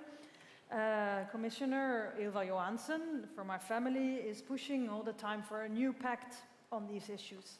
What is your view as a Greek on this situation? Look, it is regrettable that 6 years after the migratory and the refugee crisis of 2015, we still have in place a failed system, a real failed system, like Dublin regulation.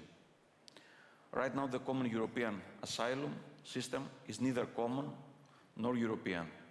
Countries like Greece, Italy, Spain, Malta, we have the same problems, as you know, and we have to do more things, because we're facing the problem every day with many difficulties.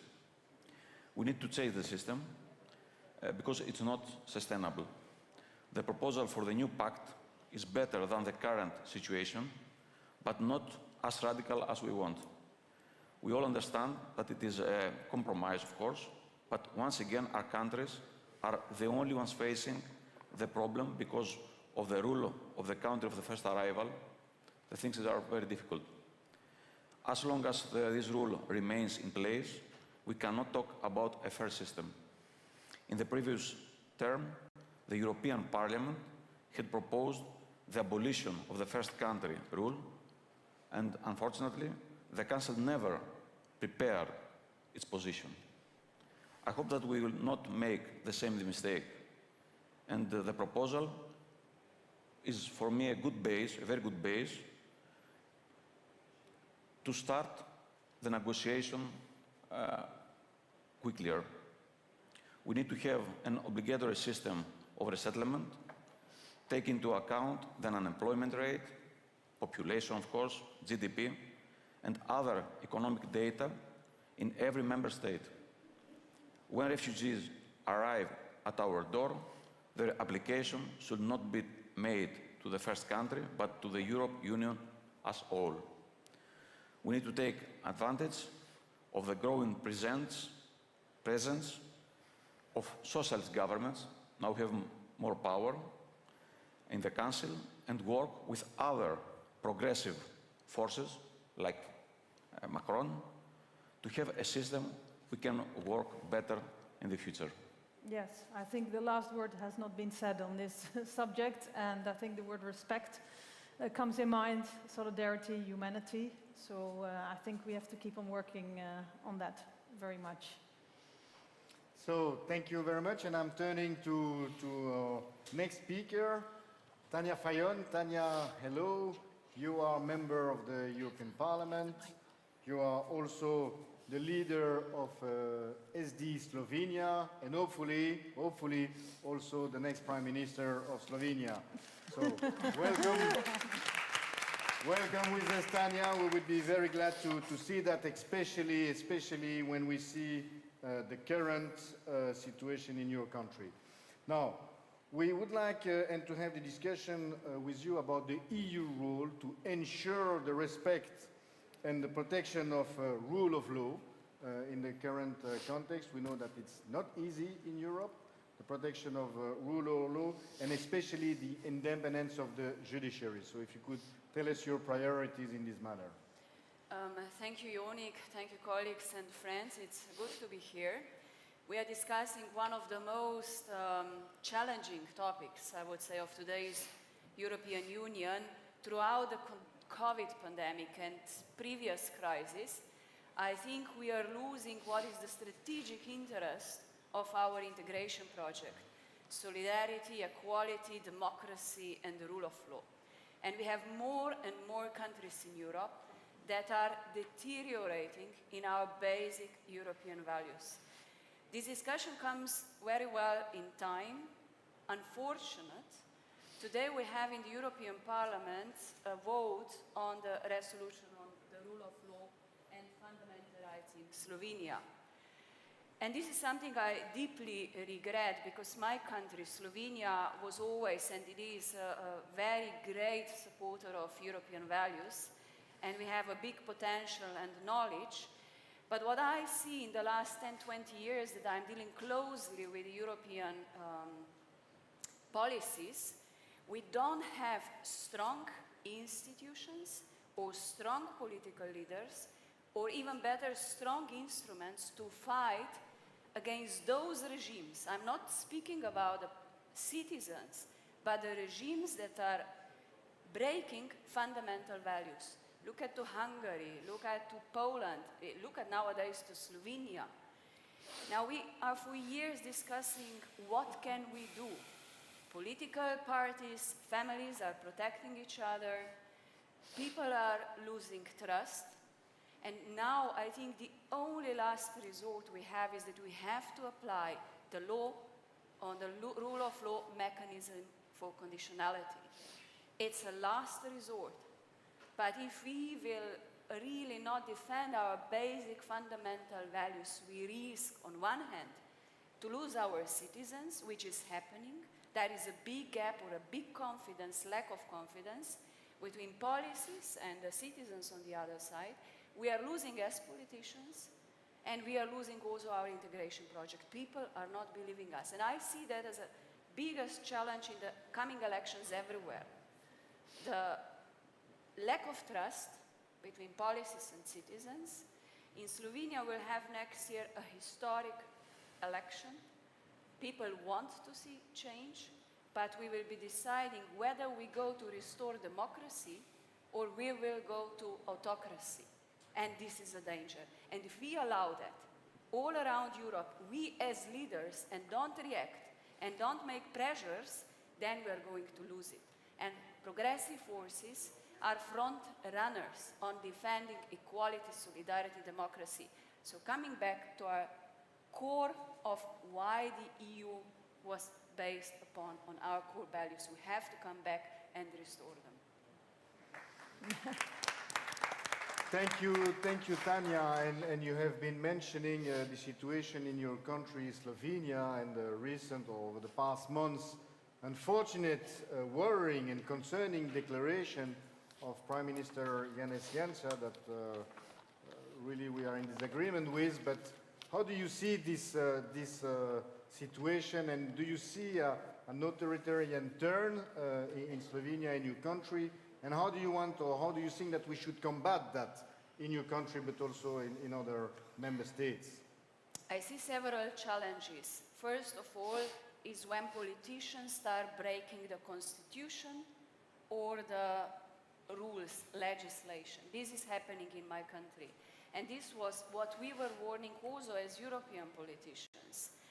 Once you start politically interfering in the judiciary, non-appointment of 2 European prosecutors. Now, in the state prosecution, we have the same case, cutting the budget. This is the way forward to politically interfere in the judiciary.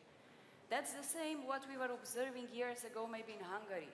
Then the political interference of the government in the press agency, public press agency, state agency. Same is now happening with a public broadcast. Political interference, cutting the budget, and appointing people that are having no expertise. So this is breaking the legislation. The other is when mainstream politicians, responsible public person, are using a very negative discourse, rhetorics, hate speech, lies, discreditation. And here I mostly blame our Prime Minister, because he is offending everyone and limiting freedom of speech. Everyone that is critically thinking and expressing the view that is maybe different.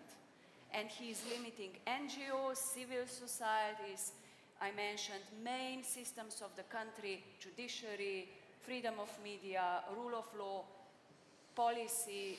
I mean, this is, I think, a biggest challenge for Slovenia. Just to conclude, because I don't want to be pessimistic, because pessimism doesn't resolve the problems. We have to be optimistic. We have to give optimism to our citizens. Slovenia is now finishing its presidency of the Council of EU. It's a great opportunity. And I have to say that at least on a technical level, our administrative work has been running smoothly. We were good brokers. We were negotiating well. There were not big expectations, but we did it well. But unfortunately, this big cloud stayed over this presidency because of the acts of the Prime Minister that, in fact, was discrediting many of us even standing here, and we have to fight against it. Thank you. Thank you, Tanya. Yes. We remember that first meeting the Commission had with the Prime Minister of Slovenia. That was appalling, to be honest.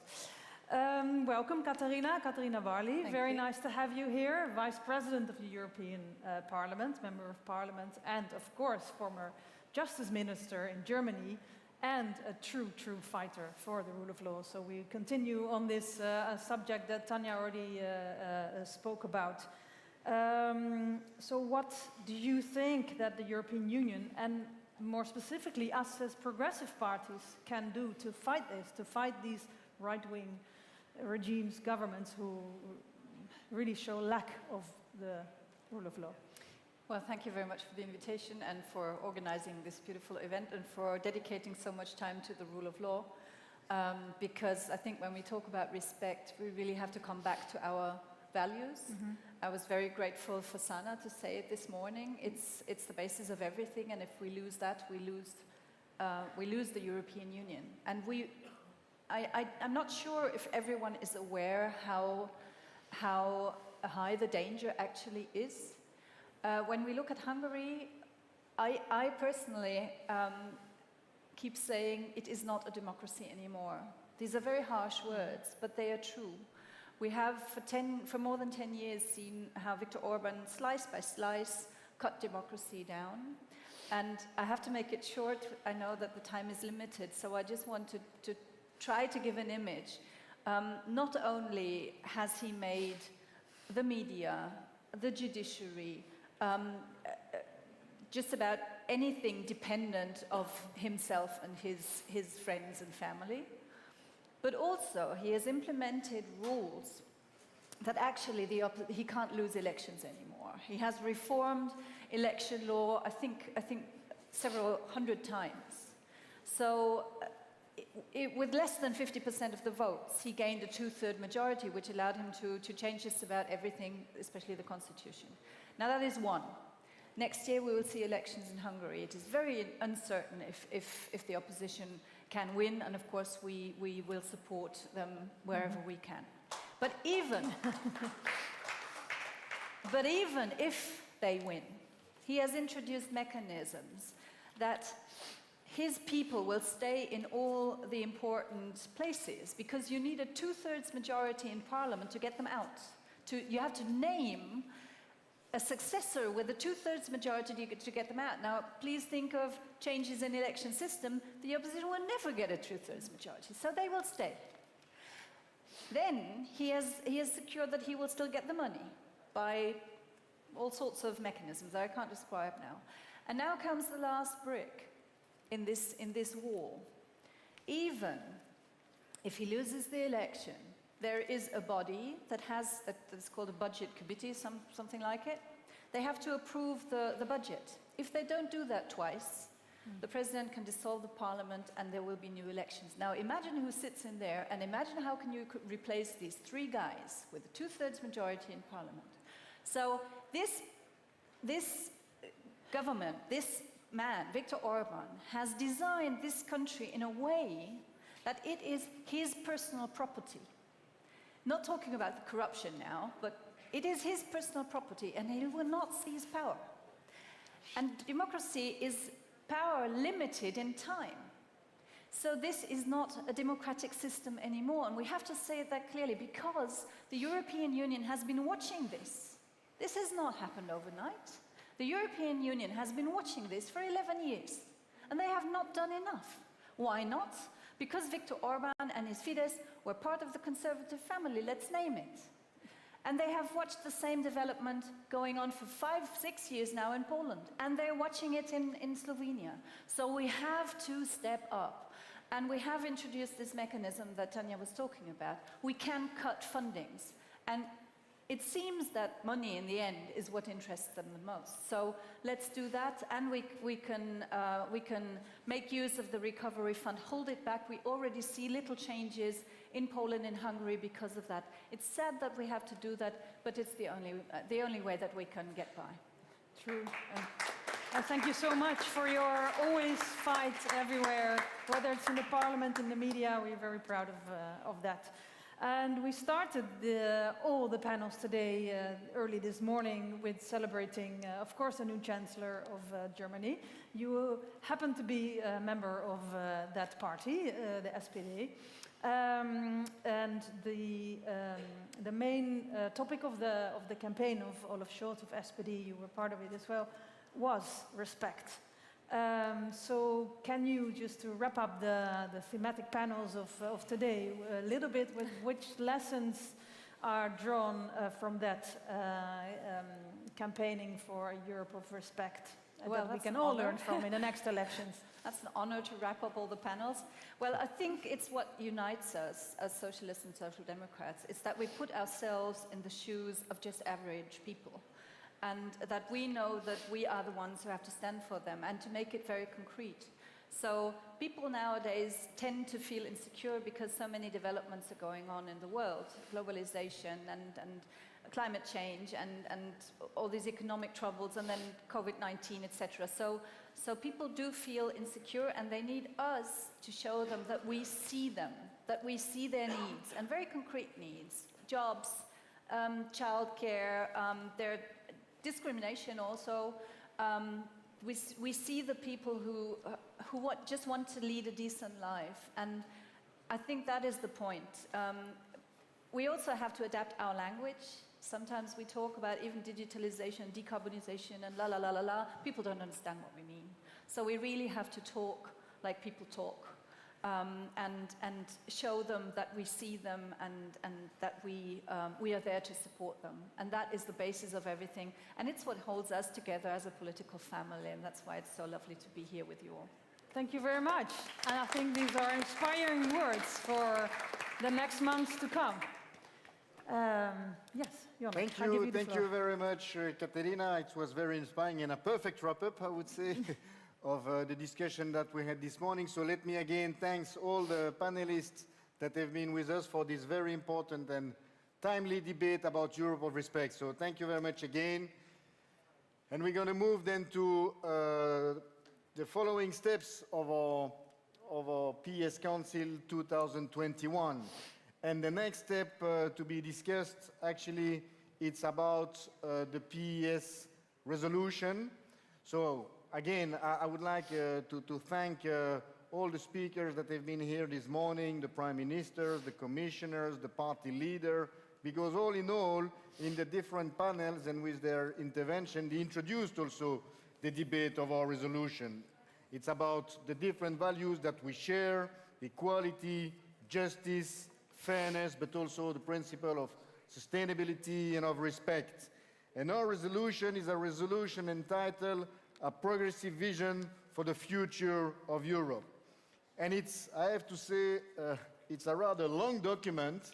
I'm very proud of the work that we've been doing in the preparation of that document with all our PES internal party bodies, and I would like to thank here the member of the coordination team, of the presidency, on all the different thematic networks that have been so involved in the preparation of this document that, as you have heard, is tackling really the different core issue of Europe today: quality jobs, workers' rights, healthcare for all, the just and fair transition, a clean energy, the citizens' rights, equality, democracy, the respect of rule of law, the role of the EU on the international scene, and as it was said, respect for all. Now, this reflects also the unity and the strength of our political family with all the governments, the commissioners, the main actors in the European Parliament, in the different parts of our continent, being it at the local level, at the regional level, where we have so many players and actors of the change and the transformation of Europe. Now we're going to present the resolution, but before introducing the topic, I would like to say already to the delegates, because as you know, it's COVID time, we had many restrictions, so unfortunately we do not have the participation as we would have expected. Usually a PES event is about 400, 500 people. We are way less in this room today. We have the delegates watching us. I would like to say to the delegates that they can already start casting their votes. Votes is open, they can start voting, but now I have the pleasure to invite many people on stage, actually, many people. All these people that will come are really key players of the family. They are either chair of our thematic networks. I really would like to thank the chair of the thematic networks, because it's a lot of work that they do. We meet 2, 3, 4 times a year with all party representatives to discuss about the different issues. And we have also the leaders of the member organization of the PES. So let me call on stage, and I would call them. So we have Agnes Jongerius. Agnes is the chair of the Social Europe Network. Thank you, Agnes. I would like to call Enrico Rossi. Enrico is a representative of the PES group in the Committee of Region. He is vice president of our committee, of our group, sorry. We have also Maria Joao Rodriguez. She is the chair of the PES Financial and Economic Network. Welcome, Maria Joao. We have also Javi Lopez. Javi, welcome. He is the chair of a Climate Change, Energy and Environment Network. Welcome, Javi. I'd like to call also back on stage Tania Fayon, because Tania Fayon is also party leader, but also chair of the PES Democracy Network. I would like to call Zita Gourmay. Come Zita on stage. Zita is the president of PES Women. I'd like to call back Alicia Holmes as the president of YES, the Young European Socialists. Camila Garfias also, who's the president of Rainbow Rose, the LGBTI organization of the PES. Also called Jos from the European Socialist Senior Organization, ESO, welcome. I'd like to apologize also Kati Piri, who's the chair of the Foreign Policy Network, but she's held in The Hague in the parliament, and also Karina Olsson, who's the chair of the PES Migration and Integration Network. So all these people are really key actors in the PES. So thanks to them, thanks to you. So you see all the people that are really kind of the engine, I would say, of PES documents all over the years. We have done many, many publications. Just come here. Oh, yes, go ahead. Go. Yes, we have many publications that we publish over the years, and these are the people that are preparing it. So really, thank to them. So I would start, and I would follow the order of this long document, the 10 pages resolution. We'd start with Agnes. Agnes, you are, as I said already, the chair of the PES Social Europe Network, but you are also an MEP. You are a trade unionist, a fighter for social Europe. So please tell us what for you is the key elements for social Europe in this resolution. No, I think it has already been mentioned before. It was Steven Leuven who pushed for the Gothenburg Summit. It was Antonia Costa who made this conference in Porto on the action plan. And now I think it's our job to put flesh on the bones of this social pillar. And we are doing this at the moment via indeed pushing for higher minimum wages, for working on the platform workers who are at the moment totally misclassified as self-employed and working in very poor working conditions. We have been pushing, already also mentioned by, for instance, Alicia, the issue of homelessness and income inequality. Young people, I think our ambitions on the social fields are high, but I can also see that by working very well together inside our family, with the ministers, with the commissioners, with the people in the parliament and the people in the different parties, we make progress. And I think here we should say, let's also enjoy that we were able to change the rhetoric and change the policies to investment in people and to indeed make everyone say we should leave no one behind, and then further push for, if you say that we should leave no one behind, then we have to change the policies to protect the people. And I think it's very important that this is on paper and that we take the lead in this fight. Thank you very much, Agnes. Thank you. It's, as you said, an important change in Europe for the 2008 crisis. The wages were pushed down. Now we see the different approach and protecting works and protecting good wages for workers in Europe, thanks to also our governments and the new Commission. I'm turning to Enrico Rossi, PES Group in the Committee of the Region. You are Vice President. You are also elected in the City Council of Florence.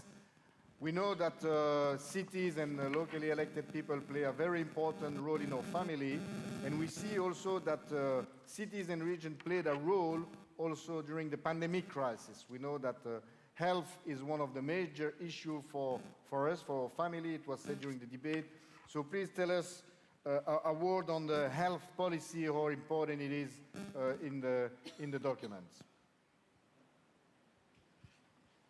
Sì, io intanto ho visto scorrere nei titoli di presentazione che il socialismo, i socialisti e democratici sono a favore di un accesso universale ai servizi sanitari.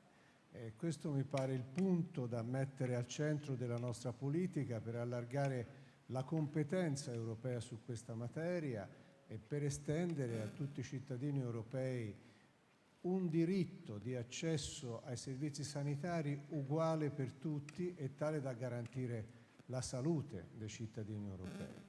Io penso che su questo tema l'Europa si è trovata inizialmente in difficoltà perché questa materia appunto era riservata agli Stati nazionali, poi ha saputo recuperare e ho trovato di grande importanza anche le parole della Presidente von der Leyen che ha rimarcato la necessità di un'Europa della sanità, dicendo che questo è il momento.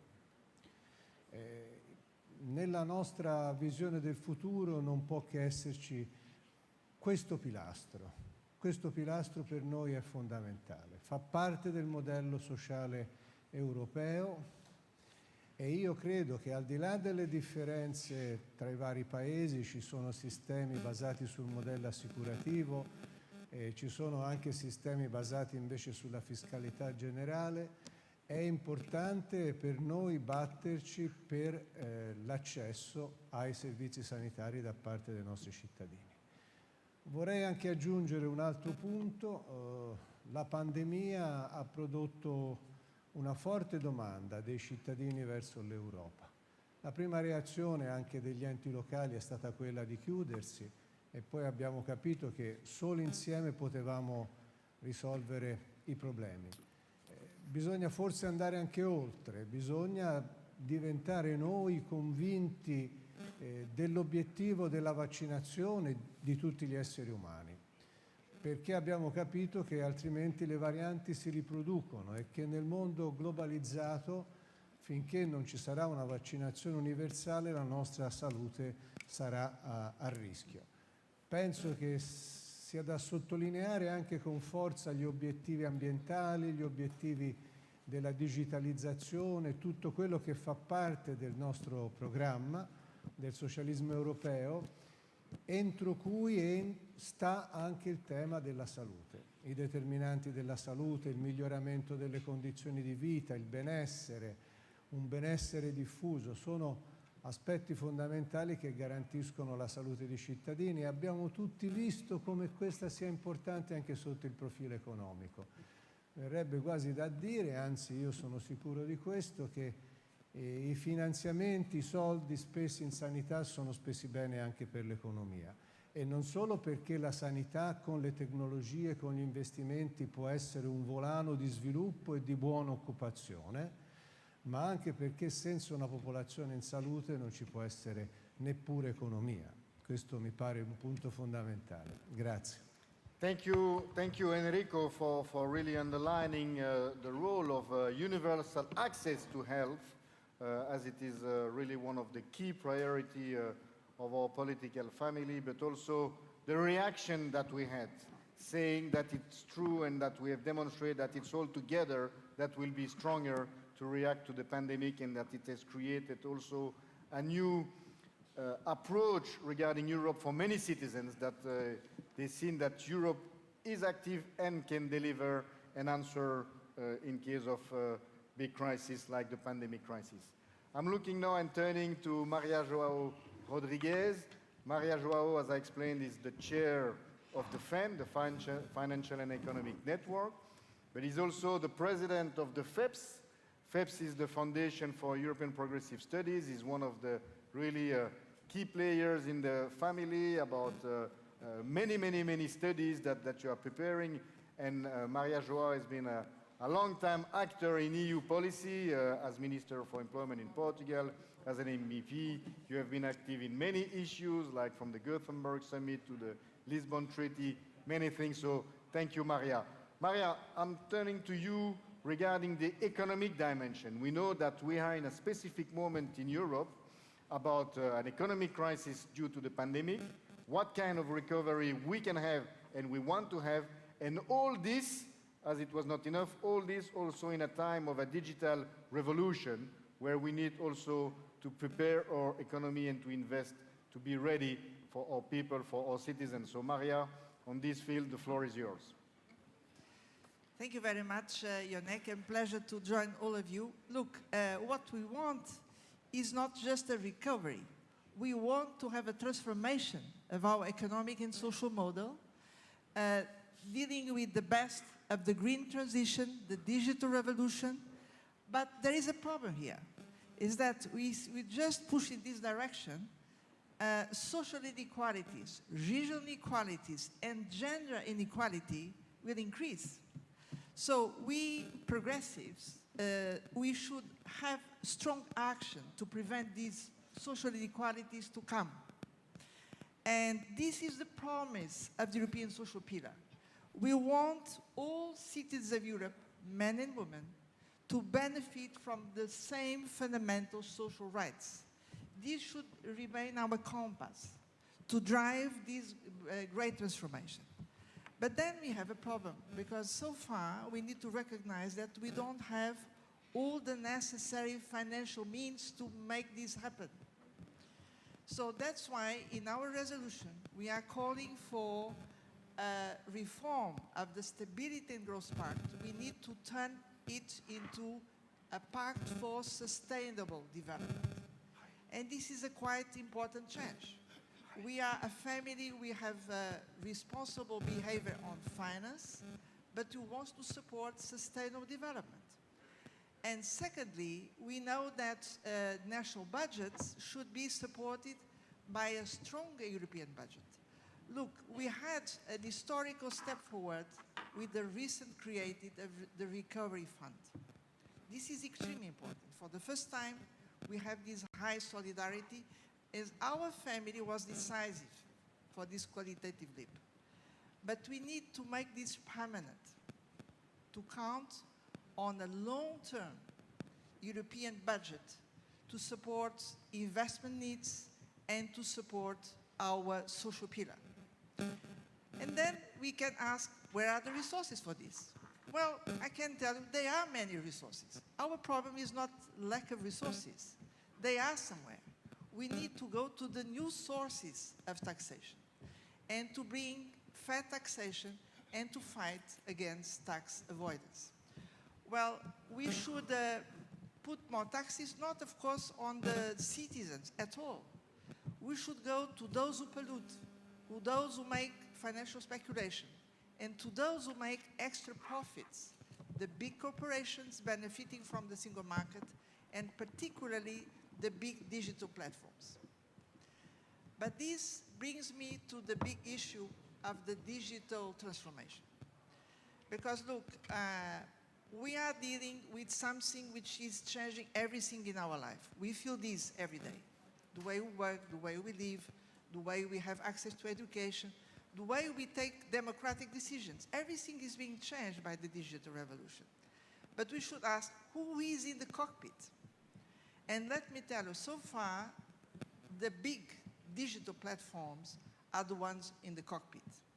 And Europe is lagging behind the United States and China.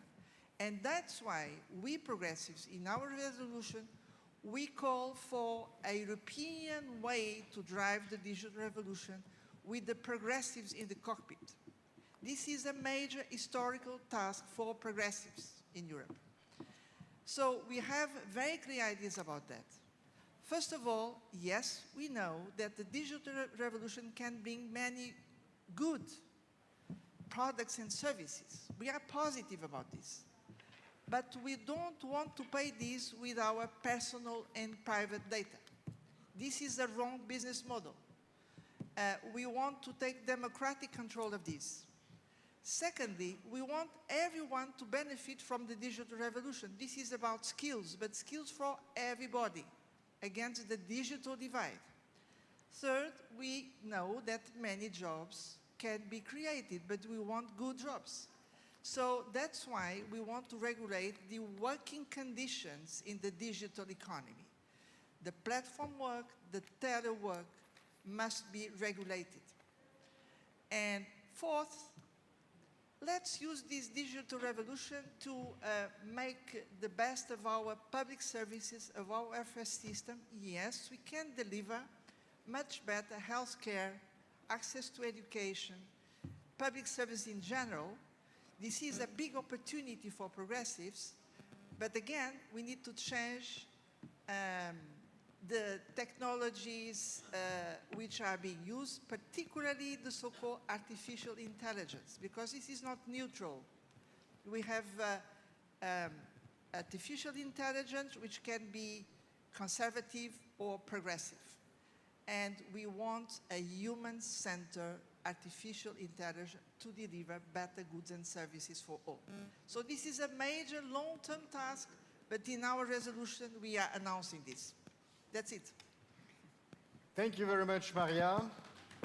Thank you also for the good work that we are doing for so many years and looking forward to continue. And I'm turning to Javi Lopez, who is the chair of the PES Energy, Climate Change, Environment Network, a very important network that meets quite a lot of times every year with a lot of people, actually, with a lot of NGOs and representative of our member parties. And you are also a member of the European Parliament now with lots of experience now in the Parliament. Now, Javi, you are a fighter in your work in the Parliament, in the PES, and back in Spain for a just ecological transition. And that is clearly one of the key dimensions of this resolution. It has been mentioned several times today about sustainability and a just transition. So now the floor is yours to tell us what really are the priorities that we have been identifying. Well, thank you, Yannick. Thank you very much for organizing everything, for PES organizing this council.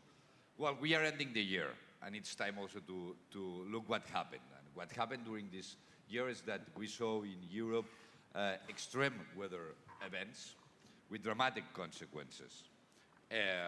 We saw torrential rains, hot and dry summer. And what we learned during this year, and probably during all the pandemics, is how disruptive could be something that comes from the nature to our way of life. And this is one of the biggest lessons learned during this time, and we should use this lesson to fight climate change. And it's the same that COVID-19. What we have to use? First, science. Science, and what it's telling the science, we saw during these years the IPCC report saying clearly that the worst is yet to come, that we have to act immediately to decarbonize our economy to fight and minimize the consequence of the climate change. And for this reason, during this year, we saw the EU, by the lead of Frans Timmermans, with clear commitments to be a continent-neutral climate and lead this fight in the international community. But we need science, but it's not only science. We need science and we need politics. And the kind of politics that only our political family can provide. Ensure a decarbonization, an ecological transition that it's fair with a soul, with a social dimension, and that ensure that citizens are put in the center of our policies. We know that the cost of the ecological transition it's less than the cost of the climate inaction. But we will have to manage a cost. And for this reason, it's so important to mobilize resources, use our fiscal tools to ensure green jobs, investments, and green economy. We know that are already linked our socioeconomic crisis, our ecological crisis, and our democratic crisis that we see in the Western world. And for this reason, our political answer and our policies should be comprehensive and go hand by hand with the social dimension and the green dimension. For this reason, we have three clear commitments. First, a full implementation of the European Green Deal and their legislation, Fit for 55 package and the climate law. Secondly, ensure this fair and social transition, guaranteeing targeting poverty and fighting against climate change and fighting against inequality hand by hand. And third, ensure financial resources, public and private resources, to improve our economic growth. Basically, a truly green social agenda that serves for funding a real, better future for all. Thank you very much, Javi. Thank you for your presentation. And again, underlining how deep in the priority of the PES a just transition is. And I'm turning to Zita Gurmai, a well-known member of our family. Zita is member of the parliament in Hungary, has been MEP, but is also the president of PES Women, and therefore a fighter for gender equality. But you know that you are also in a difficult situation, not you, but Hungary, and we are really supporting you in the fight that you are leading against the government of Orban. But Zita, now, our resolution, there is a big contribution of PES Women about gender equality, and I give you the floor to present this part. Thank you very much. It's a great privilege to be here, and I miss so many of you who cannot be here. Because I would say it would be so great to be all together. So I just would like to send a very strong message all those who cannot be here, and especially for women who has been the front runners of the pandemic. So let's have a clap hands for these amazing women. Thank you very much. And of course, as you know, as a progressive family, we are very, very proud to be at the forefront of the fight for gender equality, and this is our job, gender mainstream, all the document of PES. And of course, we have visionary women organizations and many strong feminist leaders to show around. Just look how many we are. And then, of course, what is absolutely important that with this resolution, we are demonstrating our engagement. We, the PES, are demonstrating that Europe must be a feminist continent where women's rights are fully guaranteed and protected, and where institutions and actors are ready to advance progressive ideas for gender equality.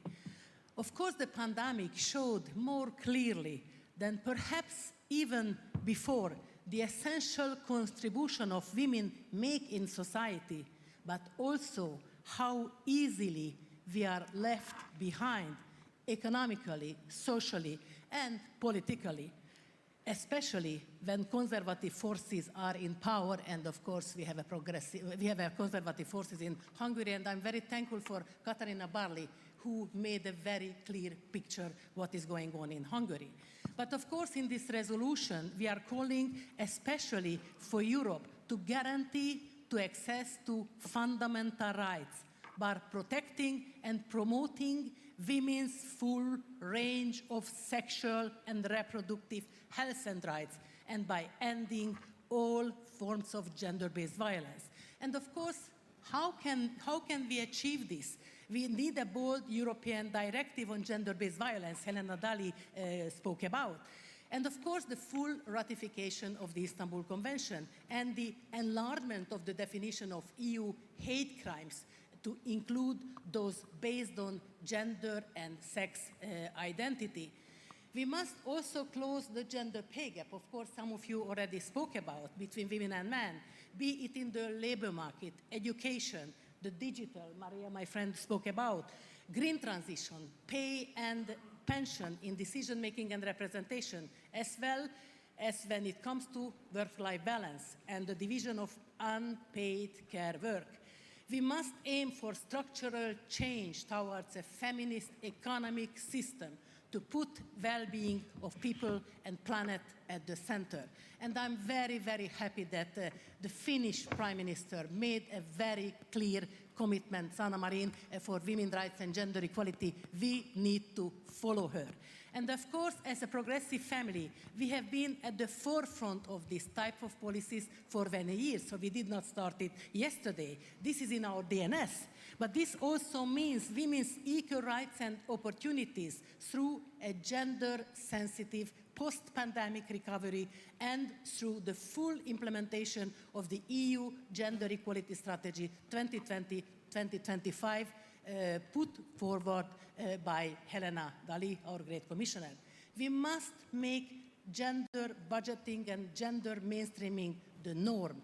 And of course, this whole resolution is a great example of gender mainstreaming of all policies, policy areas, and I'm very thankful because it was not only PS Women. We have more and more feminist leaders who has been on the board with us. But we need to see it everywhere. A feminist Europe is a Europe which fair, sustainable, and of course respectful.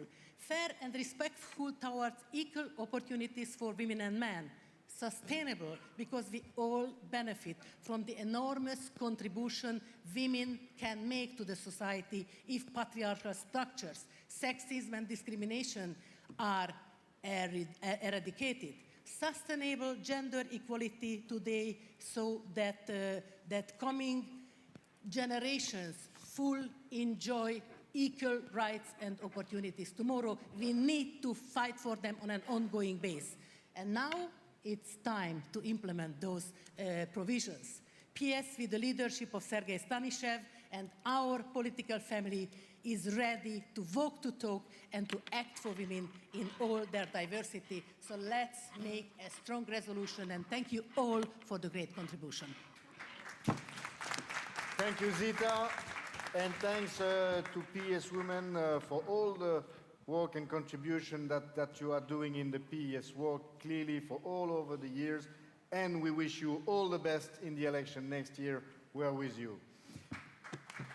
Now I'm turning to Tanja Fajon, the leader of the SD Slovenia, next Prime Minister of Slovenia, but also the chair of the Democracy Network in the PES, and therefore you have been working a lot about promoting democracy, defending democracy, ensuring the respect of the rule of law, and also migration and migration policy in Europe. And it's an important part of this resolution, so we're glad to hear you to present that part of our Council resolution.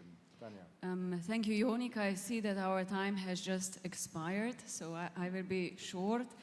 Since we already talked lengthily on the democracy, on the rule of law, I would like to point out that we certainly have to put people at the core of our policies. I was talking before about the lack of trust, so the confidence, respect. We have now the debate on the future of Europe. It is a very important debate, but we have to engage and empower our citizens. We really have to give them the tools that they are part of our decision-making process. They don't feel yet. We have to empower young generation because they have to decide about their future. So this conference is extremely important. What kind of European Union we want to see in 10, 20 years from now on. Then the next is, of course, the rule of law and democracy. We already talked about applying the rule of law conditionality mechanism. I think this is very important. I said before, it's a last resort because cutting money to the governments, it's a sensitive issue because we cannot affect our citizens. We have to deliver our results, so whether it's infrastructure, whether hospitals, whether educational system, research, science, and so on. So when we cut the funds, we have to make sure that it's the government that we hit, and the government is responsible to nevertheless cover important projects for our citizens.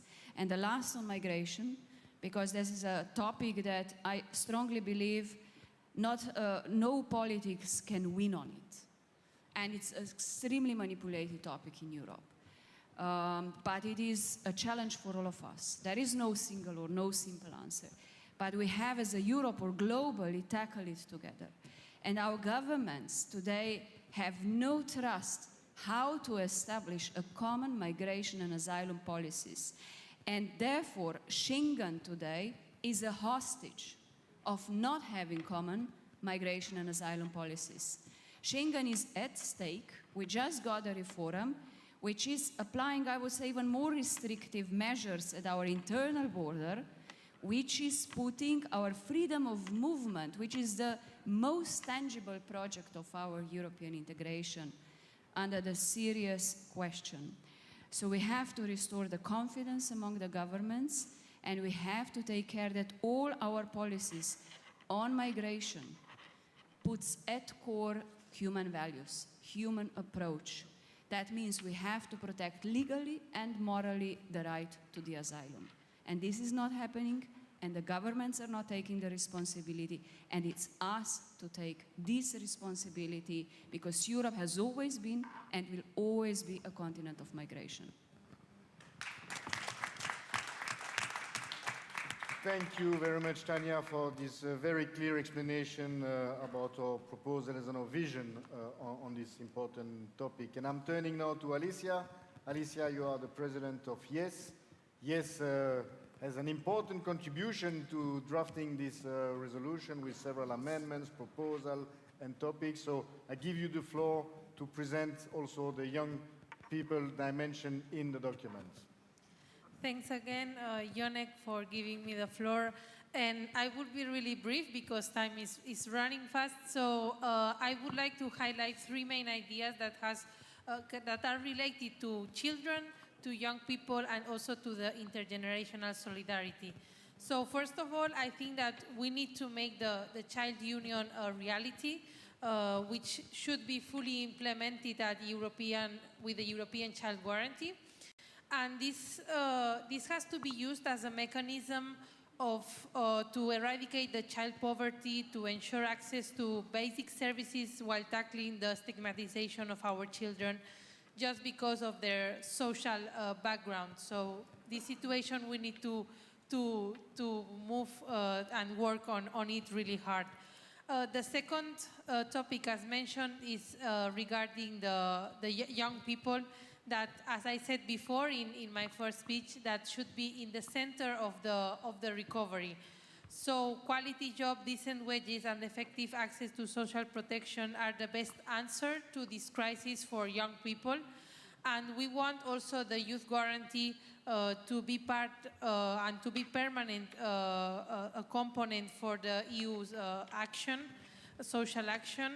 And the last one, regarding the intergenerational solidarity, I think that the COVID-19 pandemic has also highlighted the need to include a special strategy for older people to provide them with an appropriate care, to prevent loneliness and to ensure easy access to public services.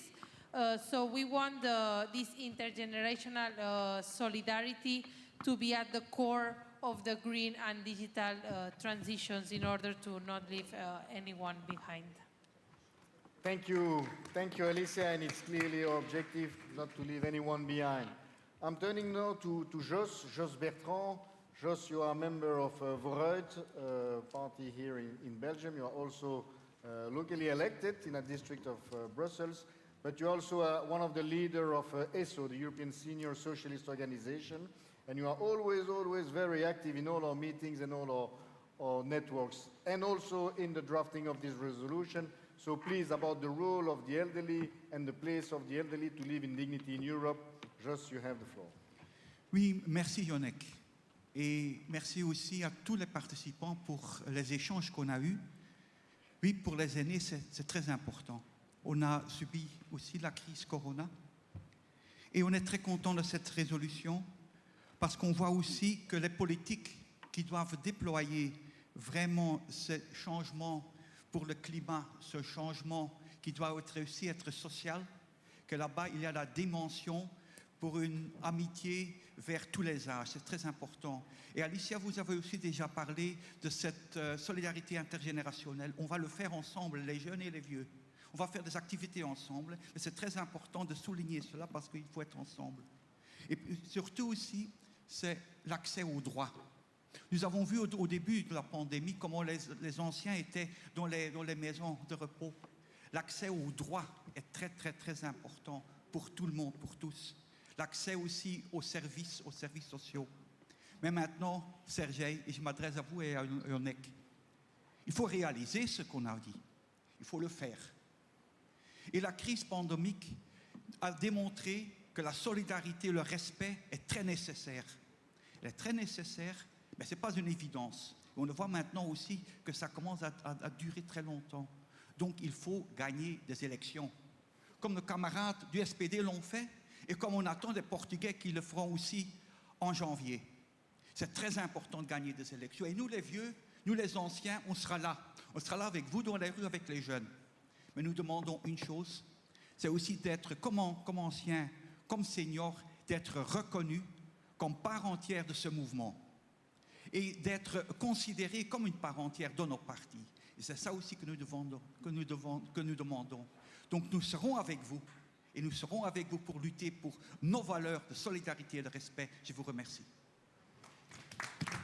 Merci beaucoup, Jos. Merci. Et évidemment, on est ensemble pour ces combats et aussi pour les futurs combats électoraux qui nous attendent dans les différents pays. I'm turning now to Camila Garcia. Hello, Camila. You are the president of Rainbow Rose. Rainbow Rose is the LGBT organization of the PES, and you are facing yourself the situation in Europe, which is in some countries is not easy because we see the backlash of some conservative right-wing governments about equality and against equality and people's rights. So I would give you the floor to mention and to present the part on equality and rights that is in the document and in the resolution. And thanks again for the role that Rainbow Rose is playing in the PES activities. Thank you so much, Jonik. It's kind of hard to speak after so great contributions, but I think it's an honor to be here and to be able to present the common work of the Party of European Socialists, of the member parties and organizations. I think this resolution is a very, very strong verdict of what we stand for. The Party of European Socialists is the party of hope. We are the party that has a vision for the future of the people on this continent. So I'm really, really happy that it also has a very strong angle on equality, on human rights, and especially on LGBTIQ rights. We want a Europe that not only accepts diversity, but that knows that through diversity, we as a society thrive. And as socialists and social democrats and Labour Party members, we will always fight for that. That's our historic task. And with this resolution, all of us commit for equal rights. We commit to LGBTIQ rights all over the continent, but we not just commit to words and phrases. We commit to actually do something. We commit to implement policies. We commit to implement tools that will protect our rights, not just in one country, but in all of the European Union countries. And that's what we have to fight for, and that's what we lay the basis in with this resolution. I'm proud to have been able to contribute to this work with all of you together, and I'm very proud to be able to present this part. Thank you, and I think that's the basis, equality and human rights for the future of Europe. Thank you. Indeed, it's the future of Europe. Thank you, Camila.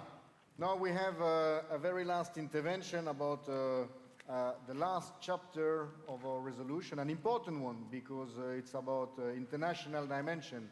And as a socialist, social democrats, we are internationalists, so clearly it's an important element of the action of our political family. And I would ask Maria Joao Rodriguez, as also the president of FEPS, please to present that. And I want to also, if he's with us online, apologize Connie Reuter, the coordinator of the Progressive Alliance, that cannot be with us this morning. But Maria, you have the floor.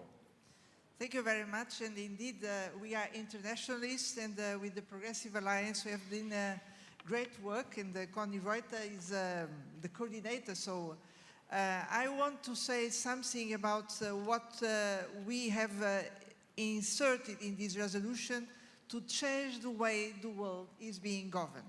Because yes, we are worried. On one hand, we are coping with existential challenges, the pandemics, the climate change, poverty, increasing social inequalities, the drive via authoritarian regimes. There are many reasons of concern. On the other hand, our global governance system, we need to recognize, is too weak, too divided, too polarized. We have a multipolar world. On the top of these, we have the competition between the United States and China. So we want to change the state of the affairs. Look, we greet this big shift in the United States, replacing Trump with Biden. This is great. But we know this is not enough. We know that what is necessary is to have a new multilateral system more effective, more inclusive, and fairer multilateral system. And we have the privilege to have at the helm of the United Nations someone from us, Antonio Guterres, who was elected with a common agenda for the next 5 years, putting at the center our progressive call for a new global deal. Yes, we want a social contract, but we also want a new global deal for the entire world. And with very concrete actions to support developing countries. First of all, full access to vaccination. Secondly, real support for them to move in the green transition. Third, to implement sustainable development goals and to tackle all kinds of discrimination. So these are big pleas included in this new global deal. Now, what can European progressives do about this? Look, Europe remains a powerful actor to change global governance. That's one of the reasons we want to have European project more ambitious for the future, our vision for the future. What can we do for this? We want to have a multilateral system able to change the global rules, to organize world solidarity, and this means that Europe can play with important instruments, the trade policy, the support to human rights, the support to democracy against authoritarian regimes. And a first call will come now with the call for sustainable development goals to be implemented everywhere. We have in our resolution special commitments towards our big partners, Africa, Latin America, but in fact, we Europeans, most of all, we need to build up a coalition of progressive forces with states, but most of all citizens, because citizens, they want to have a global governance with a progressive direction. This is so clear. So this is our resolution. Thank you. So I think that we can give a big round of applause and to thank all the speakers that has presented this resolution, from Jos, Alicia, Javi, Agnes, Tania, Zita, Maria Joao, Camila, Enrico. Really, thanks a lot. Thanks a lot. You have done an excellent work in preparing this resolution, this document. This document will be online as soon as it is adopted. So I would really call and ask the delegates that have not voted yet to task their vote so that we can present the final result in a minute with Sergei Stanichev, the president of the PES. So please conclude your vote so that we can finally adopt the resolution. And before that, I would make a presentation of one achievement that the PES wanted to have for this council. As you have seen, one of the pillars of our event is about sustainability. Sustainability, it means that we have to put our acts together and that we have to be coherent with our policy. It's something, the fight for climate action, strong climate policies that we do in our parties at local level, regional level, national level, European level. With Frans Timmermans in charge of the European Green Deal, with the S&D group, with the adoption of the European climate law recently. So what we wanted to achieve is to have a sustainable event. As you can see here, we wanted to have an event where we could compensate our CO2 emission. And I will present you how we achieved that and what was the methodology that we adopted. First, we wanted really to be in line with the Sustainable Development Goals of the United Nations. That was clearly one of our objectives, to be in line with the 2030 objective. And for that, we needed to be in tune and to respect the Biosphere Sustainable Lifestyle Method, which is an international methodology that is well known and accepted, that delivers in case that you manage a certificate through an international NGO, then you can be certified sustainable event. So what we have done is that we have calculated the total footprint of this event. It means that we have measured the CO2 emission arising for our activities, meaning from the suppliers, the participants. So as you can see, for the PES Council 2021, our carbon emission was extremely low. It was 1.97 tons CO2, which is considered as very low because, and it recognizes, we have seen that through sources, that an event of this size usually is more about 10 tons of CO2 emission. So we have succeeded this year to be 5 times lower than an average event. So we can say that we are very proud of that. We have made sure that everything in our organization and preparation was sustainable. I have to say, and I underline that this building, for example, has only renewable energy. It's also something that we want to underline and also why we are here. The third part, once we have made that calculation, is what do we do as a next step is to offset the carbon emission that we had. So the CO2 emission, if we just take, I would say, the people in the room and the number of CO2 emissions, we would have planted 10 trees. 10 trees was enough to compensate our CO2 emission. But we thought that it's better to use PES as a normal event, as a normal council with 300, 500 people, so the normal size of a PES council, which would have meant 500 trees that would be planted. And that's the choice that we did. So we would take part in a project in Spain of restoration of a forest. It's Valle Iruelas. It's close by to Madrid, Extremadura, Castellón.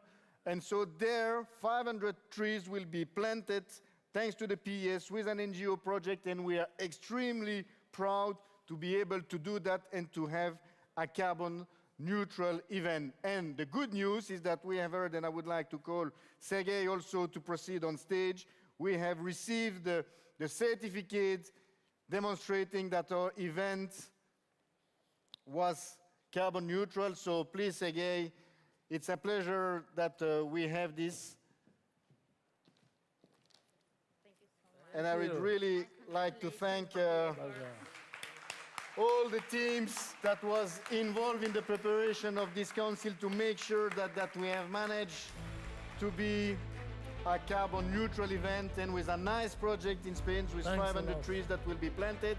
And I take advantage to give the floor now to Sergei to conclude. I'm calling Saf. Thank you. I just heard that we have to wait for a few more seconds for the last votes to come in. Ah, okay, so we haven't the full votes, but then I'm calling Giacomo. Yeah. Come just joining for the closing, Giacomo. Giacomo is Deputy Secretary General of the PES. He should have been part of this event, but... You will not have to speak. Don't worry. Be with us. Okay. Sergei, maybe you can wrap up the day. All the panels we heard, the whole family here, a big group of family. Yes, indeed. Well, first of all, thanks very much to all the participants in today's debate.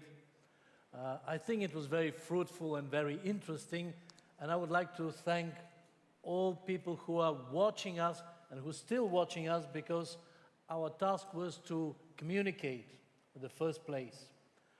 Second, I think thanks to the resolution, which is now in the process of voting, we are having very good compass for the next year, which will be a very important one. We started by celebrating great victories which we had in a number of countries, especially the elections in Germany, but also we had very successful local elections in Portugal, in Italy. We had a great victory also in Norway. By the way, we have 2 more governments now in the last month with social democratic participation in Romania and in Bulgaria. So this is all increasing our possibilities. But also, for the next year, we shall have many challenges as a political family. And the point is that we have to use the momentum. I think we can all feel it with our skin, that also due to this crisis with COVID and the economic and social consequences, people are hearing much more and listening to social democratic progressive messages about justice, about social protection, social networks, about equal opportunities. Everybody could feel how important the welfare is for every individual in our union. The accessible healthcare, the accessible and good quality education, the networks for people who are losing jobs and need protection. This is all really important for their daily lives. And we, Social Democrats, are the ones who can deliver on this. This is why I think there is a greater interest and greater possibilities. And I think it's great that today we are drafting also our policies for the next period, both as principles, which are very clear, they're just here behind me, but also as concrete tools and actions. And next year we shall have a number of elections. We all supported and clapped to Antonio Costa for the general elections in Portugal. We shall be supporting all elections which will be coming. In Hungary, for the first time in many years, there is a chance that the government of Fidesz will be toppled by a broad democratic coalition. We shall have elections in Malta. We shall have presidential elections in France. We shall have general elections in Sweden. And in many other countries, there will be challenges and elections, and we have to mobilize and to use this wave of progressive thinking, of social instinct among the citizens to win the elections, because in the end, it was already mentioned today, you need to win elections in order to deliver, to have the means to do what you want to do in order to improve life of all citizens. This is what our family is about, and I believe that today we made a very good step forward in preparing us for the next fights.